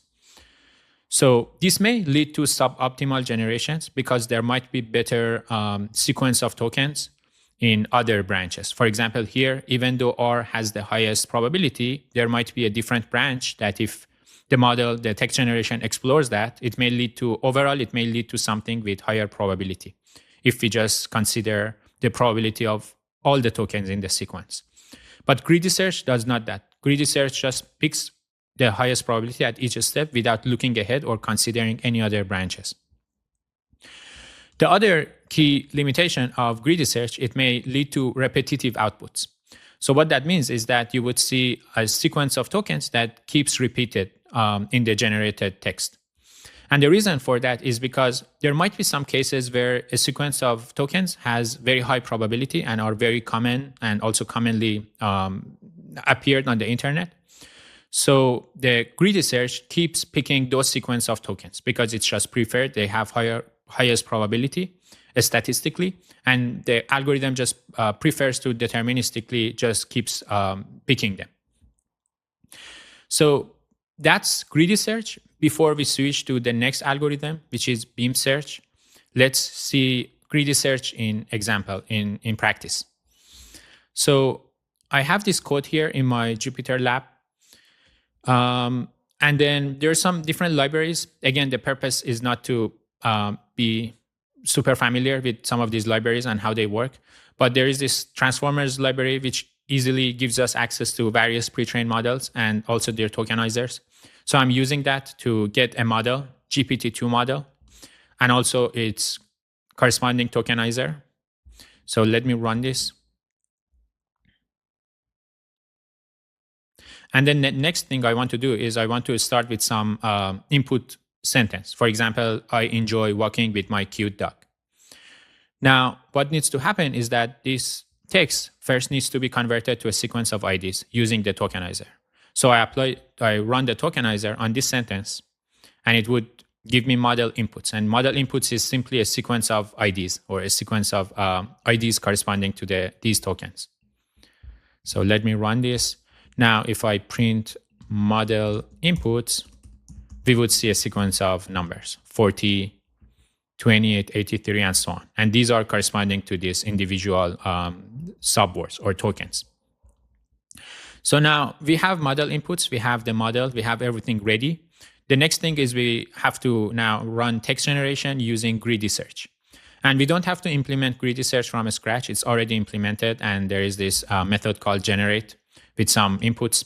Again, there are some good documentations to understand what are the inputs, but my purpose here is to only show what it means to run greedy search on some input using GPT-2 model. So here I'm passing all the sequence of IDs, and also I set max new tokens to 40. And what that means is that do not generate more tokens after you generate 40 new tokens. And this is necessary because otherwise the model may generate a lot of tokens and it may never end. So now I run this and let's see what is the output. So, all right, here, this is the output. It starts with, I enjoy walking with my cute dog. This is my original sentence. And then everything after this is what the greedy search algorithm generated. And it starts with comma. So the continuation is comma, but I'm not sure if I'll ever be able to walk with my dog. I'm not sure if I'll ever be able to walk with my dog. And also here, I'm not sure, which is the continuation is still probably the same token. So the same sequence of tokens. So this is a good example of showing repetition. This sequence of tokens, I'm not sure if I'll ever be able to walk with my dog, is apparently very common sequence of tokens. They have high probability, and the LLM, the GPT-2 model generates very high probabilities for this sequence. And then the greedy search algorithm is deterministic. So each time it just prefers to just pick the same sequence of tokens over and over and over again. So this is greedy search, and this is why it's not ideal to be used in practice for text generation in LLMs. Now let's get back to our lecture and switch to the next algorithm, which is beam search. So the idea behind beam search is to basically fix some of the limitations of greedy search. Remember, greedy search always picks the highest probability token. What beam search does is it keeps track of the top K path in this tree.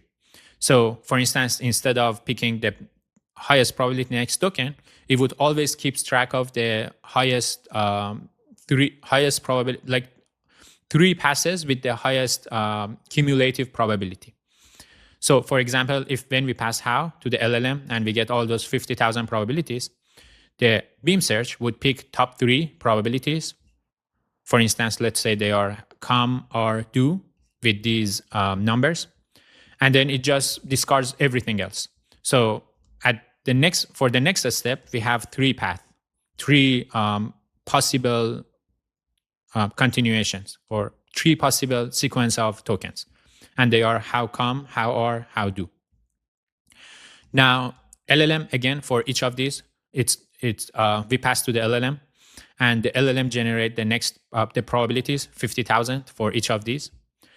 And then out of all those 50,000, I think it's going to be overall 150,000, assuming that the output of the LLM has 50,000 numbers. So out of all of them, the beam search comes and look at the cumulative probability. For example, how come animals has 24% here and 36% here. How are you has 31% here, 91% here. And then how do you has also 26% here, 63% here. So these 3 paths are better than all other passes here. So the beam search discards all these possible continuations and only keeps these 3 sequence of tokens, which we have in bold lines. So at second step, we would end up with, again, 3 paths. How come animals, how are you, and how do you. and then it goes to the next step. So it keeps doing that again until a certain number of iterations it reaches. And then finally, it just picks the highest probability path out of the 3 candidates. So this is beam search. Again, we can think of it as an extension of greedy search by keeping track of top K possibilities at each step. And the advantage of this is that it may sometimes discover better continuations compared to the greedy search. For example, here in this case, it may, at some point, it may decide that how do you is, and the continuations of that has higher probability or is more likely to be a better continuation compared to how are you. So by just keeping track of top K path, it most of the times it outperforms greedy search. So this is beam search. And beam search also has the similar issues of repetitions. A lot of times you may see repetitions when you run it on the LLMs. But overall, you would see more relevant continuations in most examples. So now this is beam search, and then we covered deterministic algorithms. And both of greedy search and beam search are deterministic, meaning that there is no randomness. If we run it multiple times on the same input, we would get the same output. For example, here, if I run this again, I would get the same output. I enjoy walking with my cute dog and the rest of it. Now, the next category of algorithms are stochastic with randomness. And we'll start with multinomial sampling. That's the simplest way of sampling among all these 3 algorithms. So let's start with that. Multinomial sampling, basically what it does is that instead of picking the highest probability token, it just samples according to their probabilities. So for example, if this is a predicted probabilities by the model, the algorithm at this step would pick R with 37 chance. It would pick is with 21% chance, and so on. So this randomness basically allows it to discover other continuations and not always pick R as the next token. So that's multinomial, but there is a major limitation with multinomial. Because it samples according to their probability distributions, sometimes if they run enough times, it may pick tokens that are less likely or very unlikely. For example, if we run it 100 times, at some point, the next token that it may pick after how might be hard. Now imagine there are some more tokens here that can be they can be grammatically incorrect to come after how. But the multinomial sampling may occasionally pick some of those tokens. So that's why multinomial sampling is not really used in practice in LLMs. And some variations of multinomial sampling is used. And top K and top P are both improvements over multinomial sampling to fix the issue that I just mentioned. So the next thing we talk about is top K sampling. So top K sampling, basically, instead of picking according to the probability distribution of all tokens, it first picks the top K tokens based on their probabilities, and then it samples according to their probability distribution. So this way, it discards the unlikely tokens, and it does not even consider those tokens. For example, in this case, if top K is, let's say K is equal to 3, and K is a hyperparameter, we can define it.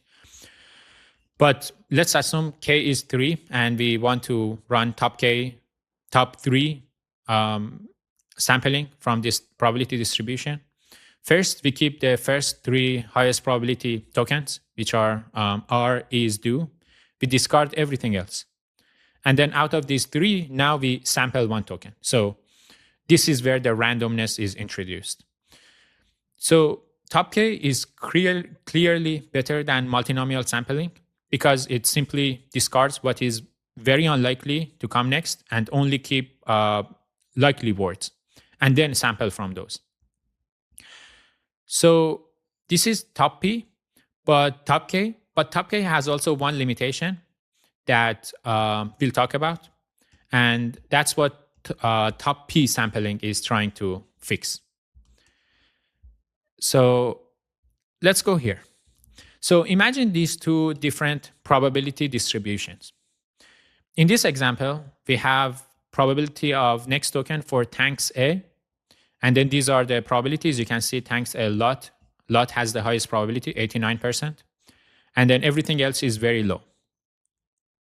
Now, if we run top K algorithm on this, and K is, let's say, equal to 3, it means that we are going to keep the first 3 tokens and consider all these 3 lot, much, high as a candidate for the next token. However, the model is somewhat confident that this is the token. These are very unlikely to come next. But top K, since K is fixed, would always consider top 3 tokens. Now imagine this probability distribution, which is the probability of tokens coming after how. For this model, top K, again, it would consider top 3, let's say. It would consider the first 3 tokens or is due, and it would ignore the rest. However, in this example, according to the probabilities, the model is also confident about some other tokens. So it's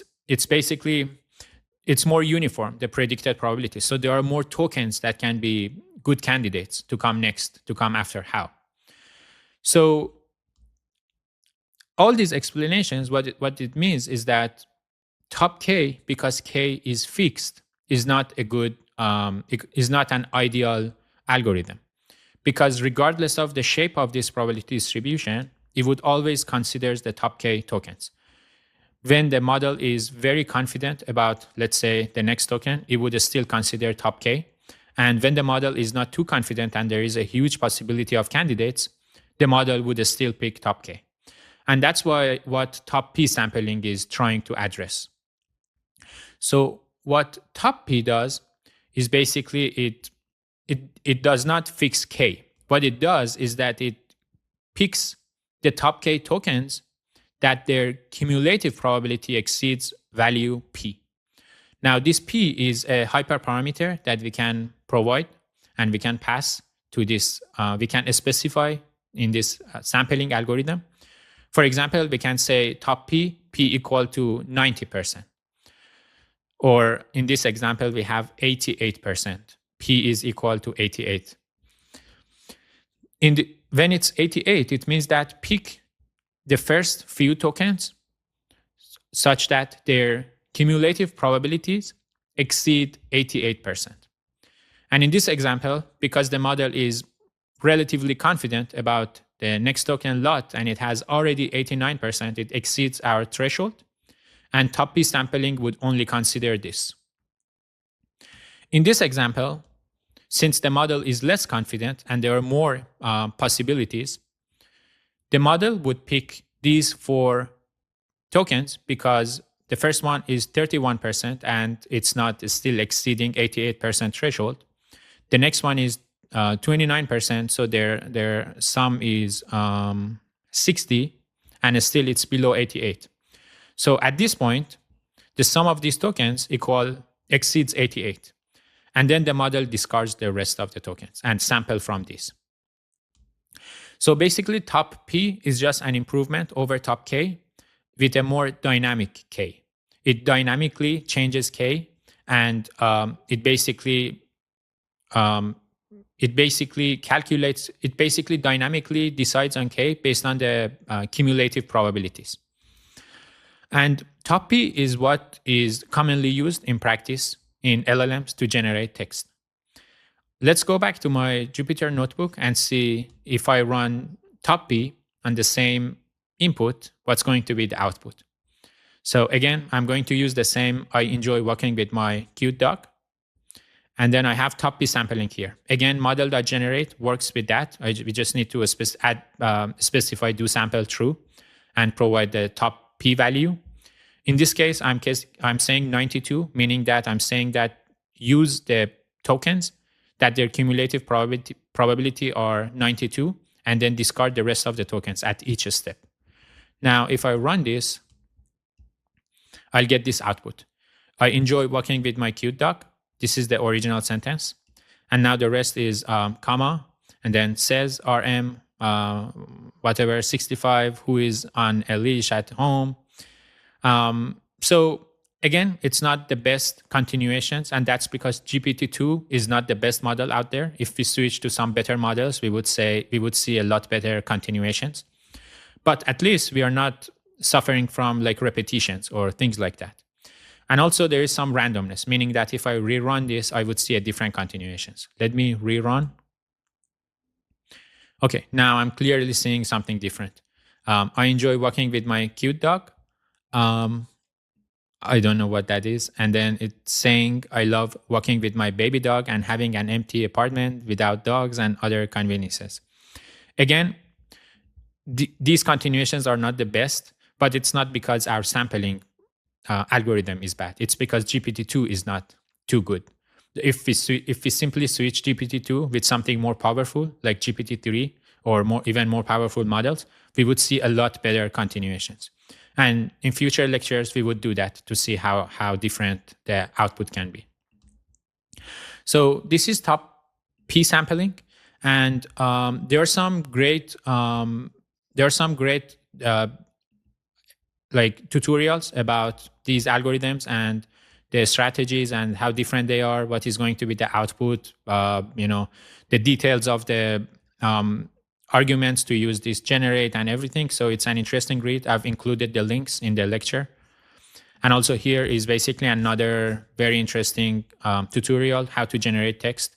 Both of them are published by Hugging Face. So it basically starts with the introduction, and then it starts from greedy search, and it just goes and switches to more advanced algorithms. And then I think at the end, it talks about top K and top P and some examples. So it's an interesting read, but basically it just explains what we already discussed in the lecture. So the next thing I want to share is that top P has this P hyperparameter, and there are also some other hyperparameters that we can specify or introduce in our sampling algorithm. For example, we can always we can have a hyperparameter to adjust the raw probabilities. So for example, when the model output these probabilities, we can just make it a little bit smoother, or we can make it sharper. So these are some of the things that are basically, there is no best or optimal values. It just depends on the task and depends on our model, what are the best values for the P or some other hyperparameters. So you would see some of those values when you try to call LLMs. For instance, here you saw that how we specify top P, and there are potentially more arguments here that we can specify. And I'm not going to go too deep into that. Just one thing I wanted to show here is that, again, as I mentioned, it's very empirical. We have to try an experiment based on the model and based on the task. And also for different tasks, there might be different p-values that are optimal. For example, this is just a very empirical temperature and top P ranges for different tasks. Temperature, again, it refers to a hyperparameter that smooth the raw probabilities. So we can use it to make the raw probabilities sharper or more uniform. So for example, for code generation, it's been seen that top P of 0.1 is a good number. And what that means is that basically we are saying the algorithm to only consider very few tokens, not many tokens as candidates. And that's because code generation is tricky. It's important. We don't want to really, we don't care about novelty. What we want is that we pick the tokens in the code that are in syntax-wise, they are correct and they can be run. So we don't really want to consider all those uncertain tokens that the model predicted. However, in more like creative tasks, like creative writing, we want to increase P because now we want more novel continuations as well. So we always want the text generation algorithm to consider less likely continuations that might be more interesting or exciting. So that's all I wanted to cover for text generation. And in the next lecture, we'll switch to post-training.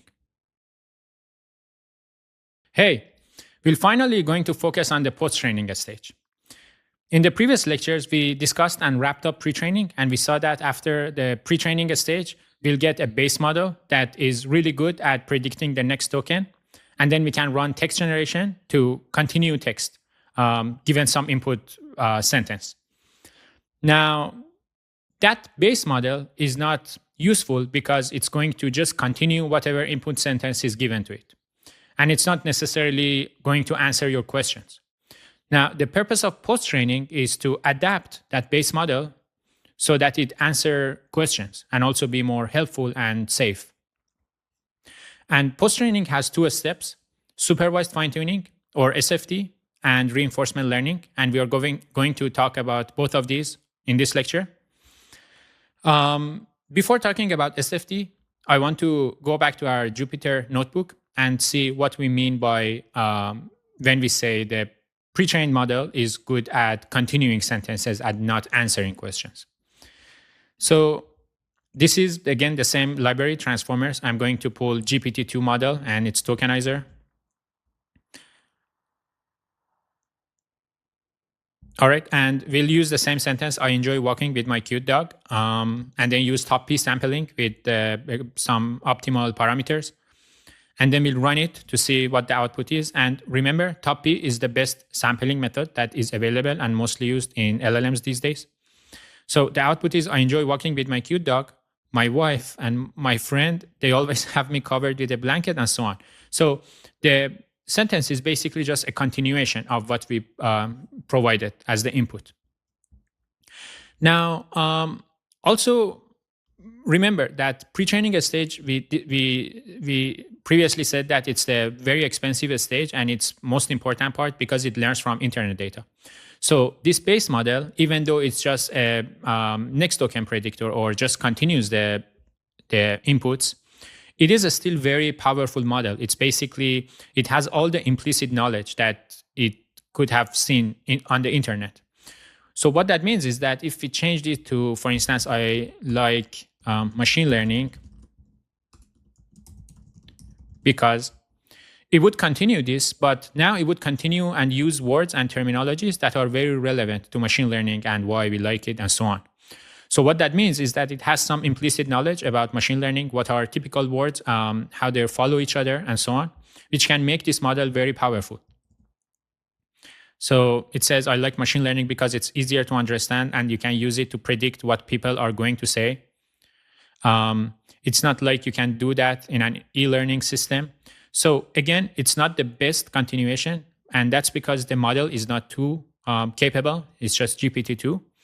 But just the fact that it's using relevant, like contextually reasonable words, for example, it uses predict or system or e-learning, those are all things around machine learning.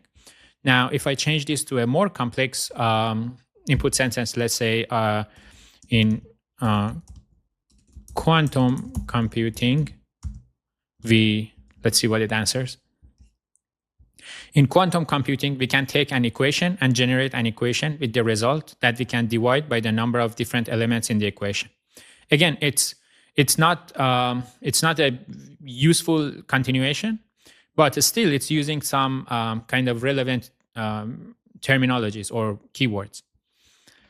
So again, all I wanted to show here is that the base model is capable. It has implicit knowledge of the word because it has seen internet data and it has learned from it. It has seen lots of different domains and areas, and it knows how different words and terminologies occur or co-occur after each other in different domains. But the model is not really good at answering questions. For example, if I change this to something like how is the weather?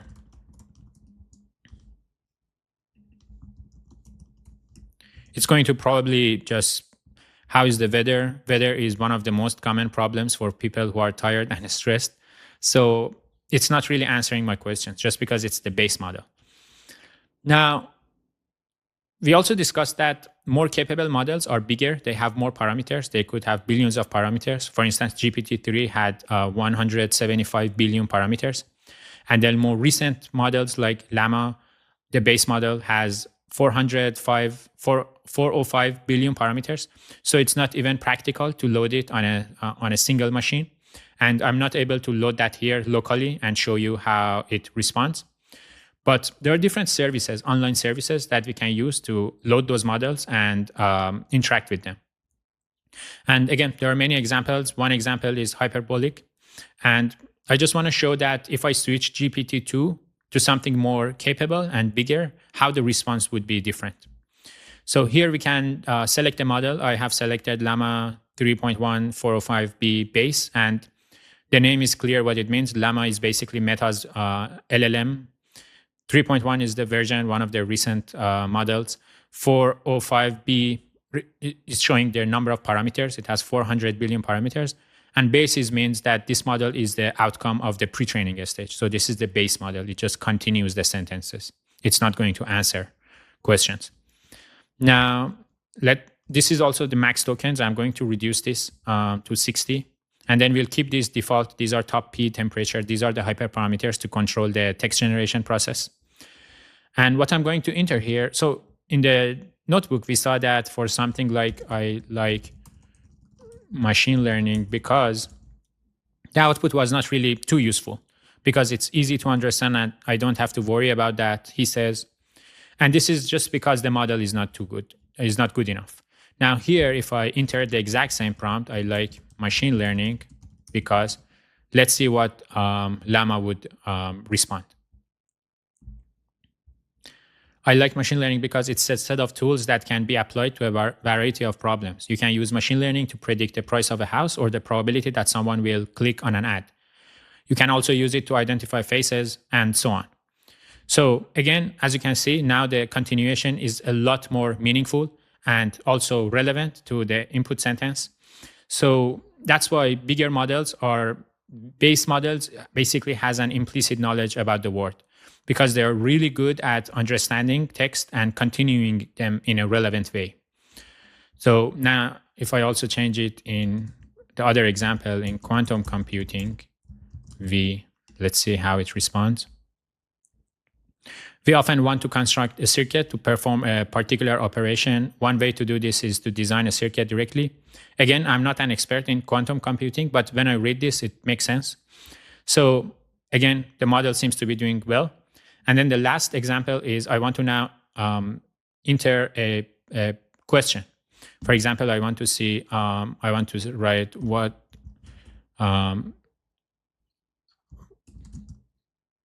what is the best way to learn machine learning? Originally appeared on Quora, the knowledge sharing network, where again, it's just continuing it. It's not really answering my questions. So now back to the lecture. The focus of post-training, as we mentioned, is that to adapt this base model, which is very powerful and has implicit knowledge, to adapt it so it answers questions instead of continuing them. And we'll start with the first step, which is supervised fine-tuning.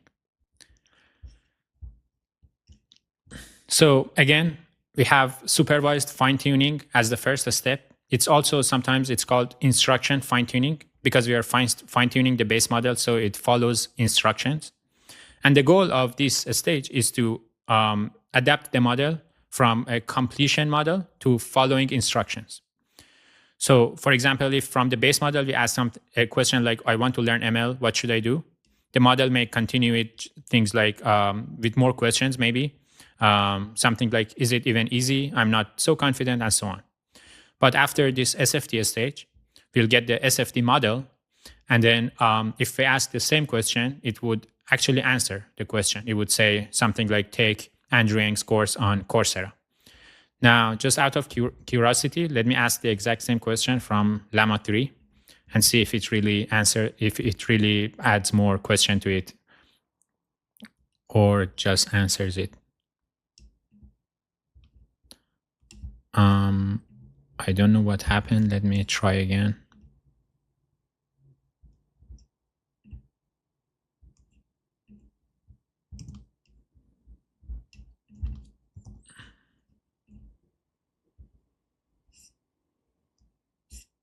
All right, maybe it's down. We can try later, but I'm sure it's going to answer. It's going to continue it with more maybe questions, or it's not for sure going to answer it.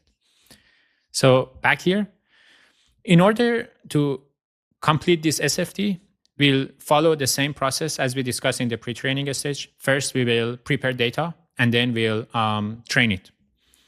So let's start with the data preparation. The data preparation is basically, the goal here is that instead of having the random text sampled from internet, we'll have data in a particular format, because now we want to show to the model examples of prompt and responses, or questions and responses. So basically, we have to curate a data set that has this format. For example, it has prompt with some special token, and then it has the prompt here, give 3 tips for staying healthy, and then special token for response and the actual response with 3 tips.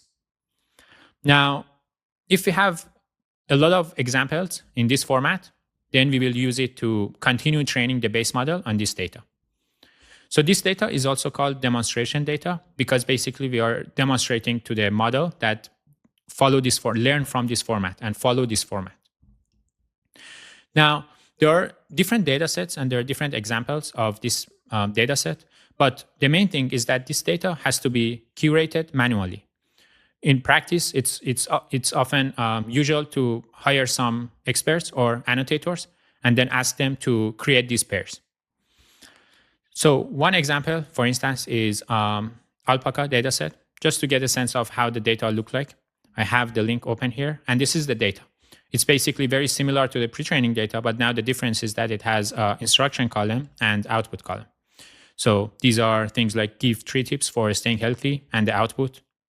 And then there are more examples like how can we reduce air pollution, describe a time when you had to make a difficult decision. So again, it's basically a bunch of questions and responses. Now, this is Alpaca. It's available online. It's open source.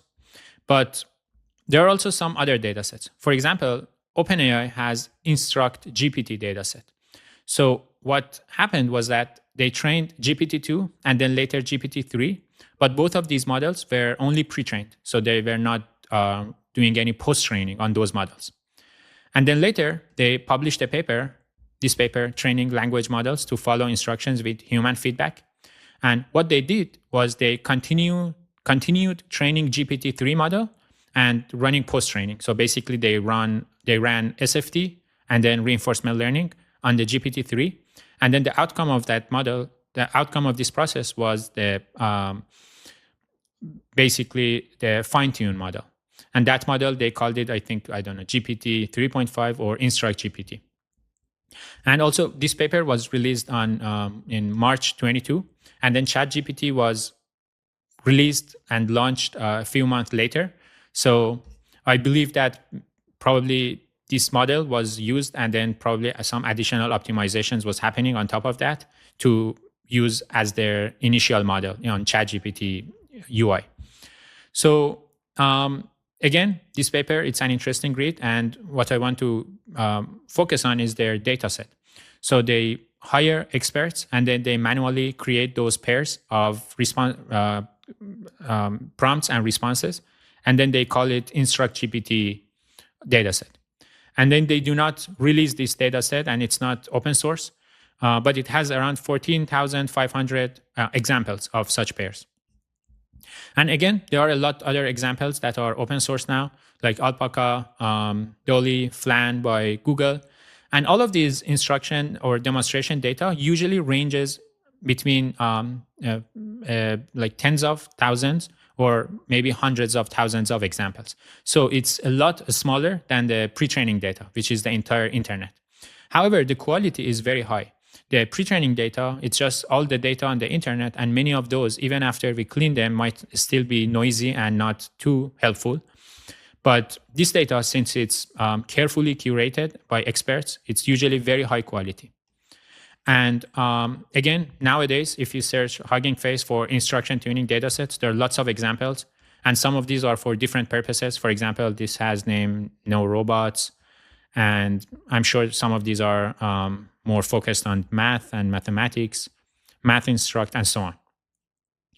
So there are lots of examples. Some of these can be used to just run SFT and experiment and see how the model learns from these examples.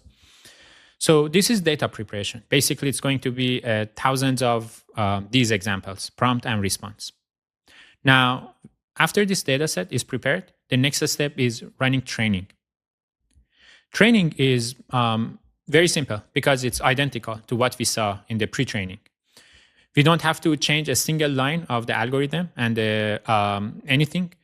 So all we need to do is just replace the pre-training data with this SFT data or demonstration data. And then we continue training the base model. And then after enough iterations, we would get the SFT model. So everything is identical to the pre-training stage.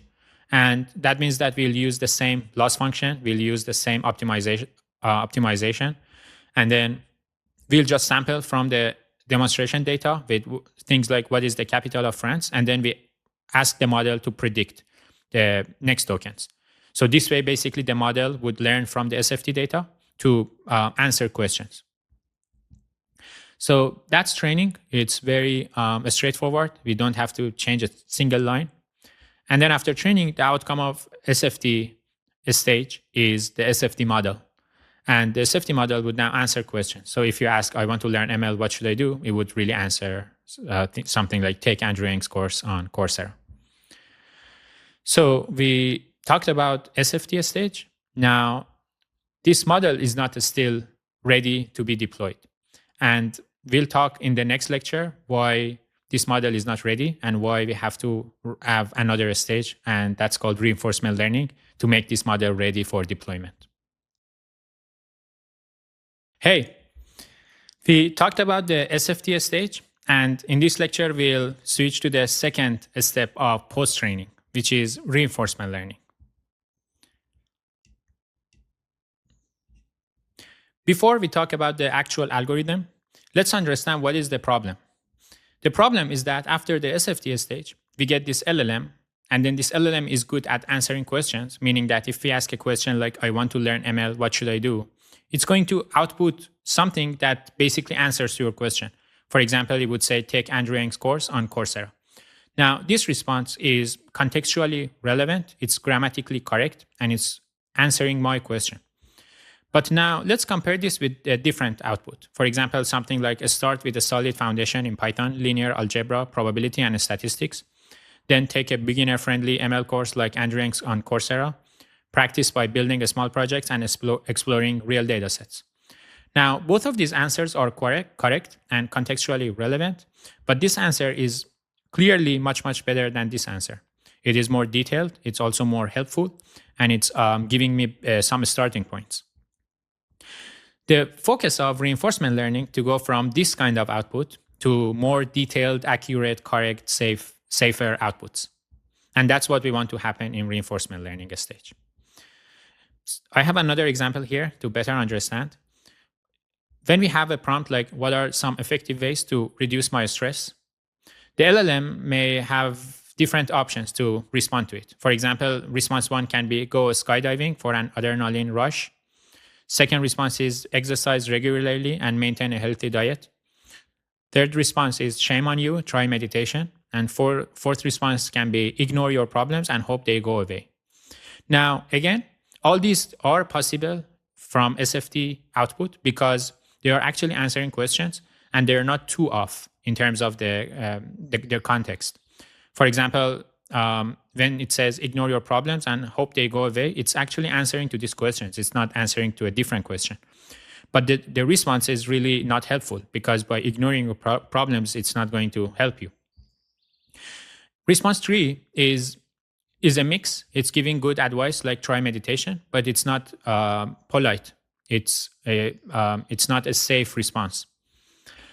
And response 1 can be not accurate, but still it's responding to the prompt. And this one is the best one. So the goal of reinforcement learning is to somehow adapt the SFT model and get a final model that is more likely to produce responses like this.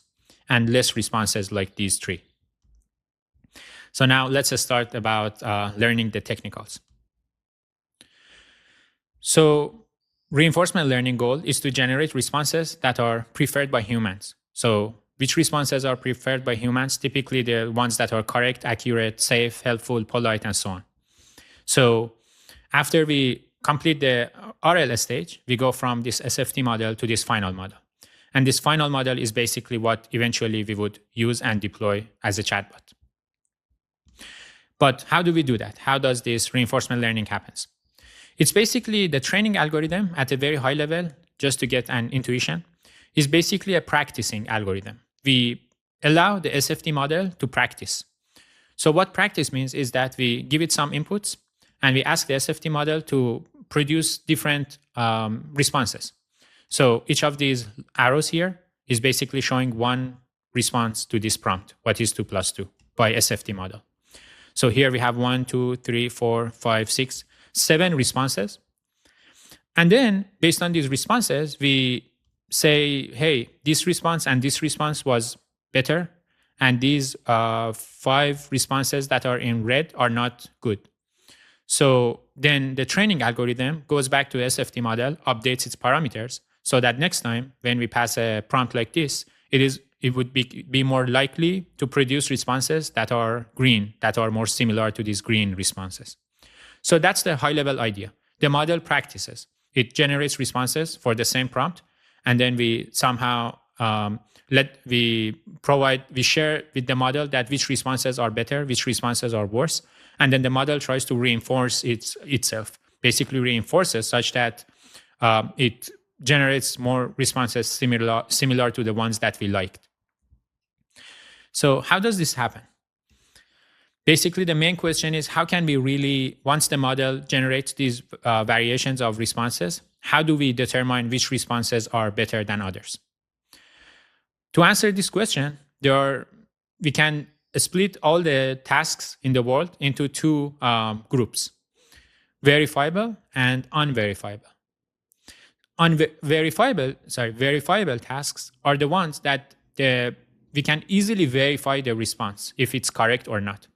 For example, if we think of math problems, and when we have something like this, what is 2 plus 2? It's a math problem. We know that the answer is 4. Answer 4 is correct. And then we can just look at all these responses and look at their final answer at the very end and see which of those are 4. If they are 4, they are green. They are good. We want more answers similar to those. And if they are anything but not 4, they are wrong. It doesn't matter if the logic or the reasoning is correct. It's just we don't like it. And coding is also another example of verifiable, because we can easily verify code if we can run it or if it produces the output that we expect or not.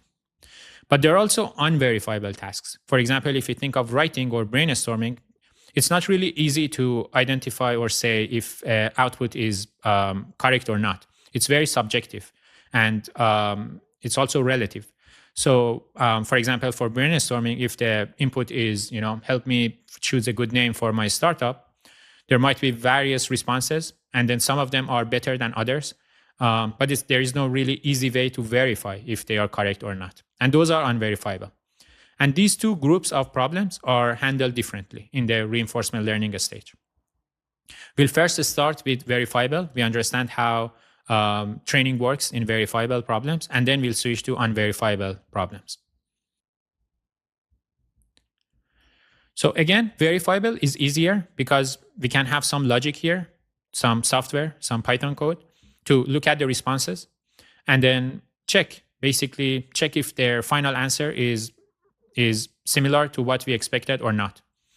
So basically all we need is a data set. And for things like what is 2 plus 2, if we know the answer is 4, we can just let the SFT model generate various responses, apply this code or logic to all these responses, and then automatically label them as correct versus incorrect. And then once we have this, the second step is now the actual training or the updating the model. So during the updating, we use some algorithm, some reinforcement learning algorithm. There are various algorithms like PPO, more recent GRPO, and so on. And then this RL algorithm is basically given the prompt as well as the labels, which ones are correct, which ones are not. And then the PPO is responsible for updating the SFT model parameters so that it reinforces correct answers. So there are lots of wonderful resources for learning in detail about RL and PPO and how they differ. But at the high level, all they do is they're responsible for updating the parameters of the model in a way that reinforces the better answers. And then after we update the model, again, this is the final model. It's already a model that is reinforced to produce correct answers. So when we ask a question like, what is 2 plus 2? It's more likely that generates something that leads to 4. So this is verifiable tasks. And at the core of it is this PPO algorithm. And then the verification here happens automatically and easily because the task is verifiable. Now let's switch to unverifiable tasks. So now in unverifiable tasks, the challenge is we no longer can automatically label these responses. We really don't know which ones are better than others. For a prompt like, how should I learn ML? It's really not easy to say, if they're very close, it's not really easy to say which ones are preferred. So because of that, we need a way to first score these responses. We need to score each response. And then after we have those scores, then we can follow the same process as the verifiable. We can just train a machine learning model and basically use reinforcement learning to continue the SFT model based on those scores. So now the next thing that we would learn is how are we going to score these responses? And for that, we have to train a separate model. So, and this is called RLHF, reinforcement learning from human feedback. Basically, we use human feedback to train a model that can score these responses. And then once we have that separate model, we'll use it to automatically score responses. And then we can use reinforcement learning to update SFT model. So basically, there are 2 steps in RLHF. Training a reward model using human feedbacks, and then optimizing the model, the SFT model, with the reinforcement learning algorithm using this train model. So this is a step 1, training a reward model. The data preparation part is basically we initially collect some prompts. These are some initial prompts, like things like what is the capital of France, name a famous physicist, and so on. We use the SFT model to generate multiple responses for each prompt. For example, for the first prompt, which is what is the capital of France, we have response 1 can be Paris, response 2 can be it's in Europe, and response 3 is it's Eiffel Tower. Now, then we need actual humans. We need to hire annotators to rank these responses. So here, basically, actual humans look at all these responses and rank them. For example, in the first example, Paris is obviously better than it's in Europe because it's more accurate. And then it's in Europe is better than Eiffel Tower. So this is the ranking. And then after we have all these rankings from the prompts, we can finally generate our training data. And this is how training data will look like. What it would have, each example would have a prompt, which is the prompt here. What is the capital of France? And then we'll have winning response and losing response. For example, based on these rankings, we can say Paris is better than it's in Europe. So one example, we can form it by something like this. Winning response is Paris. Losing response is that it's in Europe. And then we can also construct more examples based on these rankings. We can go and say, hey, what is 2 plus 2? For winning response, math is hard. Losing response, just because from the annotators, we know that this response is ranked lower than this response. So this is how we get the training data to train a reward model. Again, in the reward modeling stage, the only purpose is to train a model that can reward answers, that can basically score answers. So after we have this data, the second part is training the reward model. And this is a very typical problem in machine learning. Basically, we have a model that takes prompt and response and score them. So this is the input and output of the reward model. We have one prompt and one response, and the model outputs a score. Now, in order to train this using these training data examples, prompt, winning, losing response, this is how we would train it. We pass the prompt. We pass the prompt, like what is 2 plus 2, and winning response to this model. We get some score. We also pass the prompt and the losing response. We get another score. And then we apply some common losses, such as margin ranking loss. And what this loss does is basically tries to maximize the difference between these scores.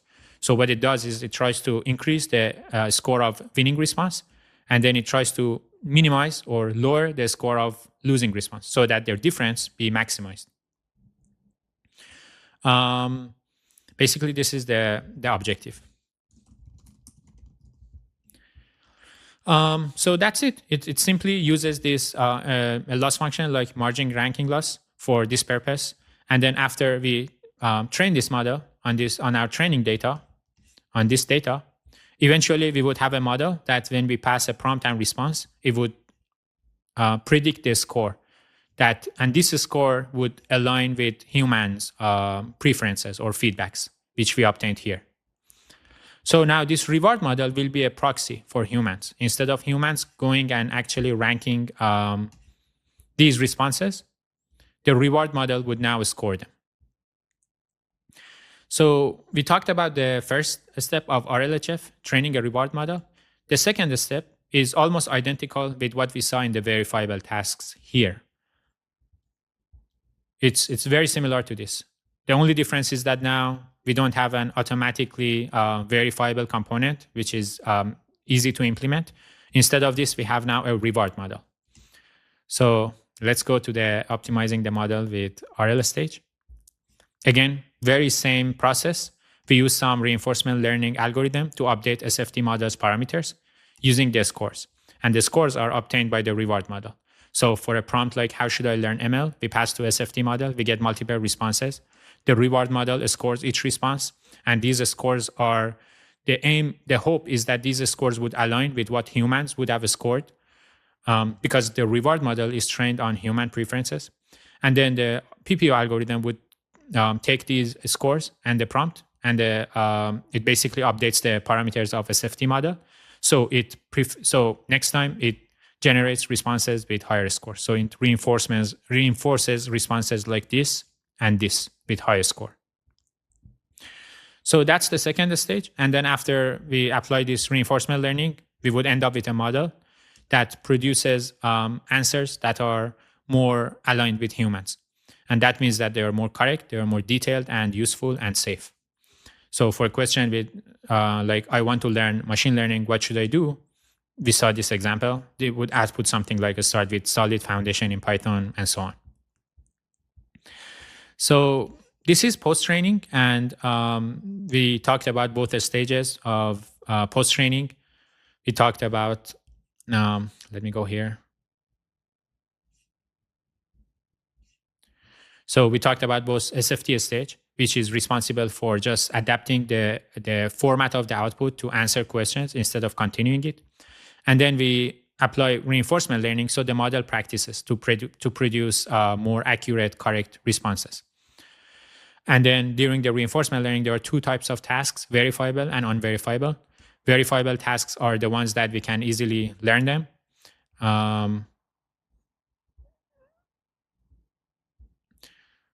That we can easily verify them, such as math problems and coding, and unverifiable are the ones that are difficult to verify.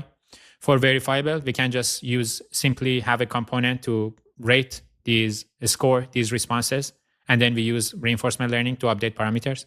For unverifiable, we would train a new model called reward modeling to score these responses automatically. And then once we have that, we can then apply reinforcement learning to go from the SFT model to the final model. So that's it. That's all I wanted to cover for post-training. And one last thing before we wrap up post-training is showing this a real example. In the last lecture, we saw that how a base model would simply continue. Let me rerun again to see if it's going to work now. I want to learn ML. What should I do?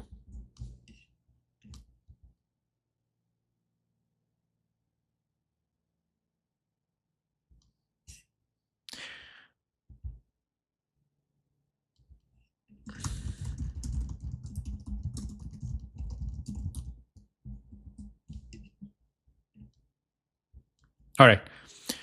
So again, the base model, just keep asking more questions. What are the resources I should follow, and so on. Now, what I'm going to do is I'm going to switch to a model that is not a base model. It's a post-trained model. So here we can choose one of these models. I'll see if I can find the Llama 3.1. All right. I'll choose Llama 3.1 405 billion. So it's the exact same model, but not the base model, the post-trained model. And I'll ask the exact same question here. So the UI is a little bit different. I'll ask my question here and then send it. And then I'll keep max tokens to 512 so it produces more tokens. And then let me send this. All right, now this is the response, and it says learning machine learning is an exciting journey. Here is a step-by-step guide to help you get started. A step 1 and math, programming. A step 2. It also takes care of the formatting, like showing this like listed itemized sentences, and some of the words are bold. So basically, it's just answering my question in a very detailed and helpful way. And this is what happens when we apply post-training to a base model. It becomes a really useful model. So that's it now. Now I guess I can wrap up the post-training. Hey, let's start by reviewing a summary of LLM training stages, and then we'll focus on how to evaluate a trained LLM. So these 4 stages are basically summarizing everything we discussed over the last couple of lectures. There is the pre-training stage. It's trained on internet data, typically trillions of tokens. They're low quality, large quantity. And then they require a lot of computes. They need thousands of GPUs and months of training. And then it's the language modeling algorithm and objective is just next token prediction. So we train them to predict the next token. And then the outcome is the base model. And we saw some examples like Llama base and GPT-2 and 3. And then the second stage is supervised fine-tuning, which is part of the post-training. In this stage, we build and curate our demonstration data on pairs of prompt responses. They typically range in the range of tens or hundreds of thousands of pairs. And then they are low quantity, high quality. And this stage requires only hundreds of GPUs or even less and days of training. And the ML objective is the same. We still have the same model, same training algorithm to predict the next token. And then the model is initialized from the base model, meaning that we continue training the base model, and then the outcome becomes SFT model. And then the next part is creating a reward model if the tasks are not verifiable. And then reward modeling, we need comparison data. So we hire annotators to rank possible responses generated by this SFT model. And then this stage also requires hundreds of GPUs or less and days of training. And then here, the goal is to train a reward model that can predict the scores. So the output is just a score. This is the ML objective. And then once we have the reward model, we'll start the final reinforcement learning stage. It's initialized from this SFT model here, and it relies on reward model to score rewards. And then for reinforcement learning, we start with tens or thousands of or hundreds of thousands of prompts. We use smaller number of GPUs and days of training. And then we use a reinforcement learning algorithm to so the model practices to generate responses that are scored higher by the reward model. And then the outcome of this stage is the final model, which is typically used to deploy and serve users as a chatbot. So this is the summary of training stages. And after we complete all these stages, we will end up with the final model. And there are different companies having different models. And if you see here, again, there are lots of models like the ones from DeepSeek and Qwen, and there are basically a lot, and Llama, and there are a lot more examples, small, large, and so on. So the question is, how should we evaluate them? How can we determine which models are better and which are worse? And this is what we are going to talk about in LLM evaluation. So there are two parts in the evaluation. The first part is offline evaluation, and then the second part is online evaluation. In offline evaluation, we evaluate the model in an offline environment on some evaluation data. And then we measure the performance, and then we compare different LLMs. In online evaluation, we have the LLMs already deployed in a production environment, and then we use different ways to compare them while they are in production and serving users. So we'll start with offline evaluation, and there are different ways for offline evaluation. We'll start with traditional way of evaluating, and then task-specific and human evaluation. And then for online evaluation, we'll talk about human feedback and crowdsourcing platforms. So the first one is traditional evaluation. What traditional means here is we use some traditional metrics to evaluate LLMs. And one common metrics to evaluate LLMs and in general a text generation model is perplexity. And it's basically a metric that measures how accurately the model predicts an exact sequence of tokens present in the text data, often in the evaluation data. So there is a formula, and then you can look on Wikipedia to see the details of the formula. But at the very high level and intuitively, what this formula is doing is we'll have some sequence of data, let's say our evaluation data, for example, how are you doing? And then we use the model to see how likely is it to produce this exact how are you doing sequence. So we start with how, we get the probability.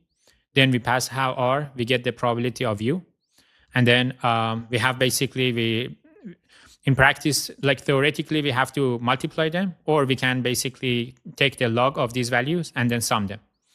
And then this would give us a number representing how likely the model is to produce this exact sequence of how are you doing.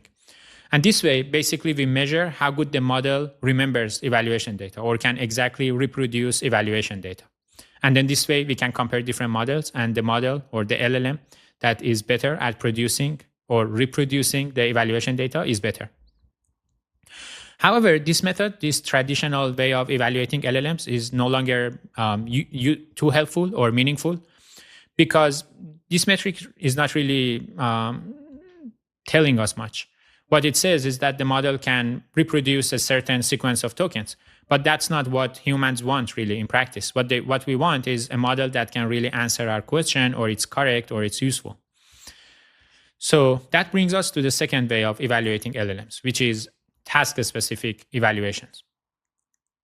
So the purpose of this kind of evaluation is to assess the performance of LLM across diverse tasks that we really care about. For example, mathematics, code generation, common sense reasoning, word knowledge, and so on. So these are some of the key areas that we want to evaluate the model and see how the model performs. So we'll just briefly review some of these. And there are great benchmarks, meaning that benchmarks are basically just a data set with certain examples in that particular domain. And then we can use those and run them on, pass the prompts to the LLM and see if the LLM response is similar to the correct answer. For example, common sense is just common sense questions. If the model can answer those questions or not. This is one real example. The trophy doesn't fit in the brown suitcase because it's too large. What is too large? The trophy, A, B, the suitcase. This is the prompt. This goes into the LLM.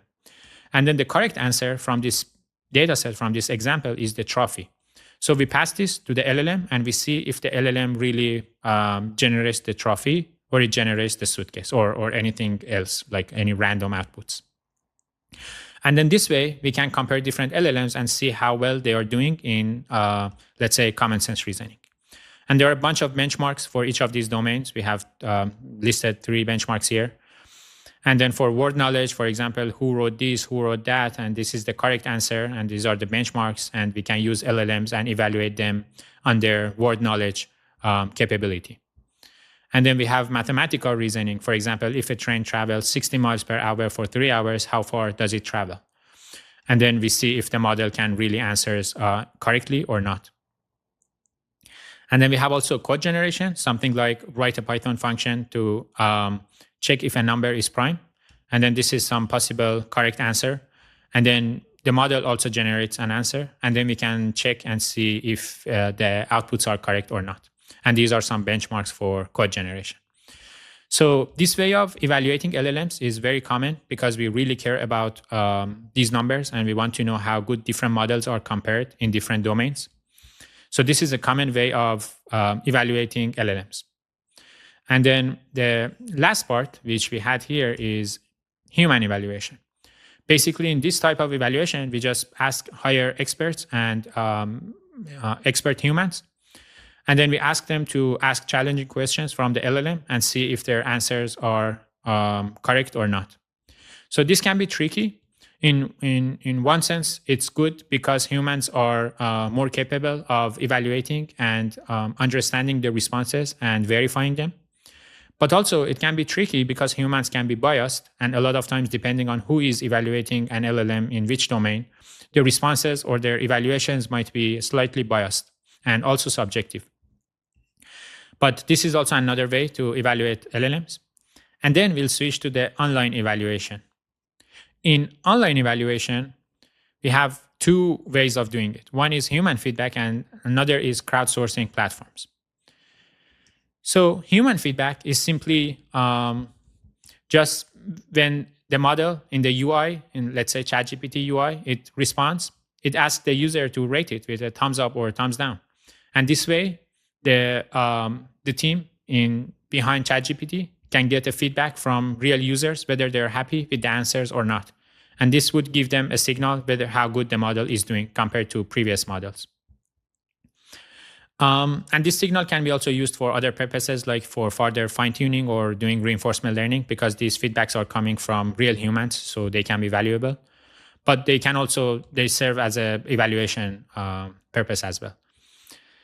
And then the final part of online evaluation is crowdsourcing.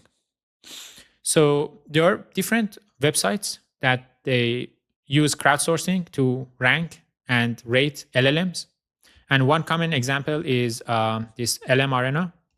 And it's initially developed by Berkeley graduates. And if I search Google, it says that LM Arena is a public web-based platform that evaluates LLMs through anonymous, crowdsourced, pairwise comparisons. Users enter prompts for two anonymous models to respond to, and then vote on the model that gave the better response, in which the model's identities are revealed. So basically, just ask the real humans. It shows them two different responses from two different models, and then the users can vote. And then it uses those votings to rank LLMs. And then this is their website. So there are different tabs here. I selected text. And text means basically the models for like LLMs, the models that are ranked. Basically the models that are ranked for their text generation capability. And this is the ranking as of today. For example, the first rank is Gemini 2.5 Pro, developed by Google. And these are the number of votes, and this is the score, so we can see the gap between different models. And then this is the license. Some of these are open source, some are closed. The second rank is O3, and then we have ChatGPT 4.0, 4.5, Claude model, Claude 4, Opus 4, and so on. And this is DeepSeek, which has this MIT license, which basically is open source and we can use it. And it's also open weight, so the weights are available to be used. And you can see there are lots of different models and they're ranked, and this table keeps changing. And these companies keep releasing new models, and just usually newer models are better, so they ranked higher. And again, it keeps changing and changing. So I think it has like lots of LLMs now. Yeah, 211 LLMs are included in this table, and then Llama 13 billion is 209. And these are relatively older models, and that's why they are lower on this list. So yeah, so that's it. That's the crowdsourcing platform. So these are all different ways that we can evaluate LLMs, and they are used in practice to see if a newly trained LLM is better than the previous ones or not. Hello again. This is finally the last lecture of week 1 of LLM Foundations.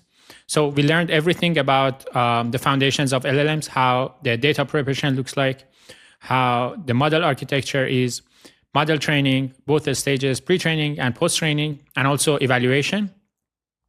One last topic that we want to cover in this lecture is the overall system design and what is the holistic view of like chatbot systems. So as you can see here, trained LLM, this is basically the post-trained model that we finished training is here. And then, it's just very small part of the entire system. And then there are a lot of other components that are necessary and used in practice to power a service like ChatGPT. And this is simplified visualization. In practice, there might be even more components handling different things. But this would give a good overview of what are different things that are important and needs to happen aside from the actual trained LLM.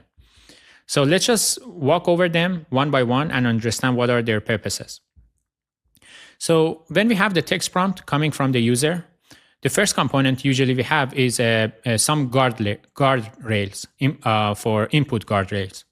And we can also call them safety filtering.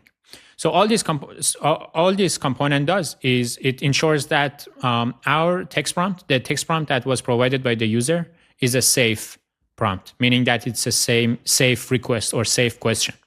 For example, if the user requests something that is violent or could be harmful, at this step, this component would identify it and just not answering it.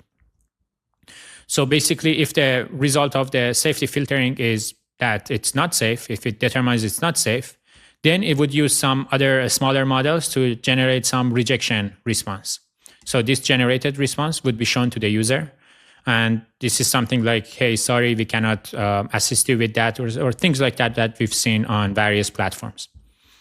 Now, if this component identifies that the text prompt is safe to process and answer, the second part is usually a prompt enhancer. And what this component does, most of the times it's a machine learning based model. And what it does is it improves the text. So a lot of times in the input text, there is ambiguity. There can be some misspellings or grammar issues and all those kind of different problems in the initial text prompt. So this component is responsible to fix all of them. It's responsible to make sure punctuations are well and they are there in the prompt. There is no misspelling. There is no typos. If there are typos, they get fixed. And also if there are ambiguity or the grammar is not correct, they all get fixed. And it can be a combination of heuristics as well as machine learning models. And then after the prompt enhancer, we would have a prompt that actually is correct and is understandable. And it's not also vague. Now, this enhanced prompt goes into this response generator. This response generator is just the text generation decoding algorithm that we've went through. And it interacts with the trained LLM and generate the tokens one by one. And it could use some like top P sampling method. We'll talk about session management in a bit, but having that aside, after text response generator completes its process, there would be some response to the prompt. And then that response goes into this response safety evaluator, or sometimes it's called output guardrails. So what it does, it again ensures that the generated output is also safe, meaning that it's not really sharing something dangerous or harmful or biased. And then if the result of this is that it's not safe, it would go again to the rejection response generator and generate a response that, hey, somehow we couldn't process your request or something like that. And if it determines that it's safe, it would just show the generated response to the user. So every time a user enters something like this, it would go through all these processes and components, and then the user would see the generated response. Now, if you see in chatbot services like ChatGPT, when you ask questions, you get responses. You can ask follow-up questions. And then the model would remember all the previous conversation and interactions.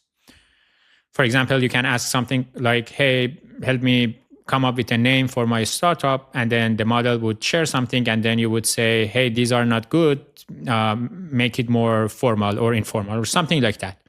And the model would remember everything from before, and then the model would adapt its response and show you another response.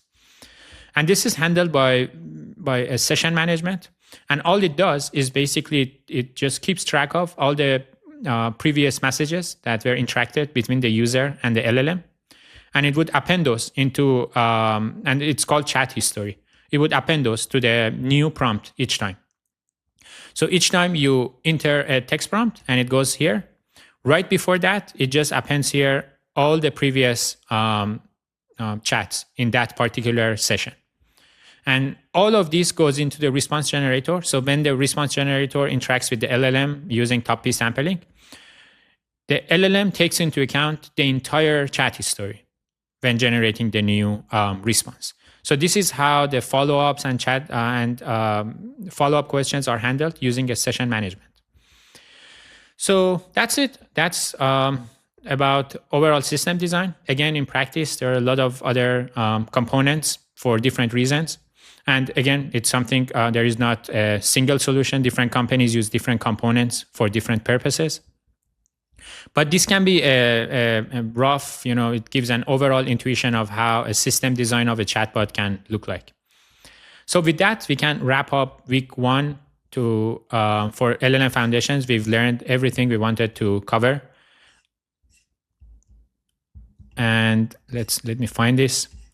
So basically, we learned about LLMs. We saw pre-training, data collection, model architecture, training, text generation. And then we learned about post-training, in particular SFT and reinforcement learning, as well as reinforcement learning from human feedback for unverifiable tasks. And then we discussed evaluation and system design. So with that, now we built a strong foundation. And now we can switch to more advanced use cases and extensions of LLM that powers some of these applications.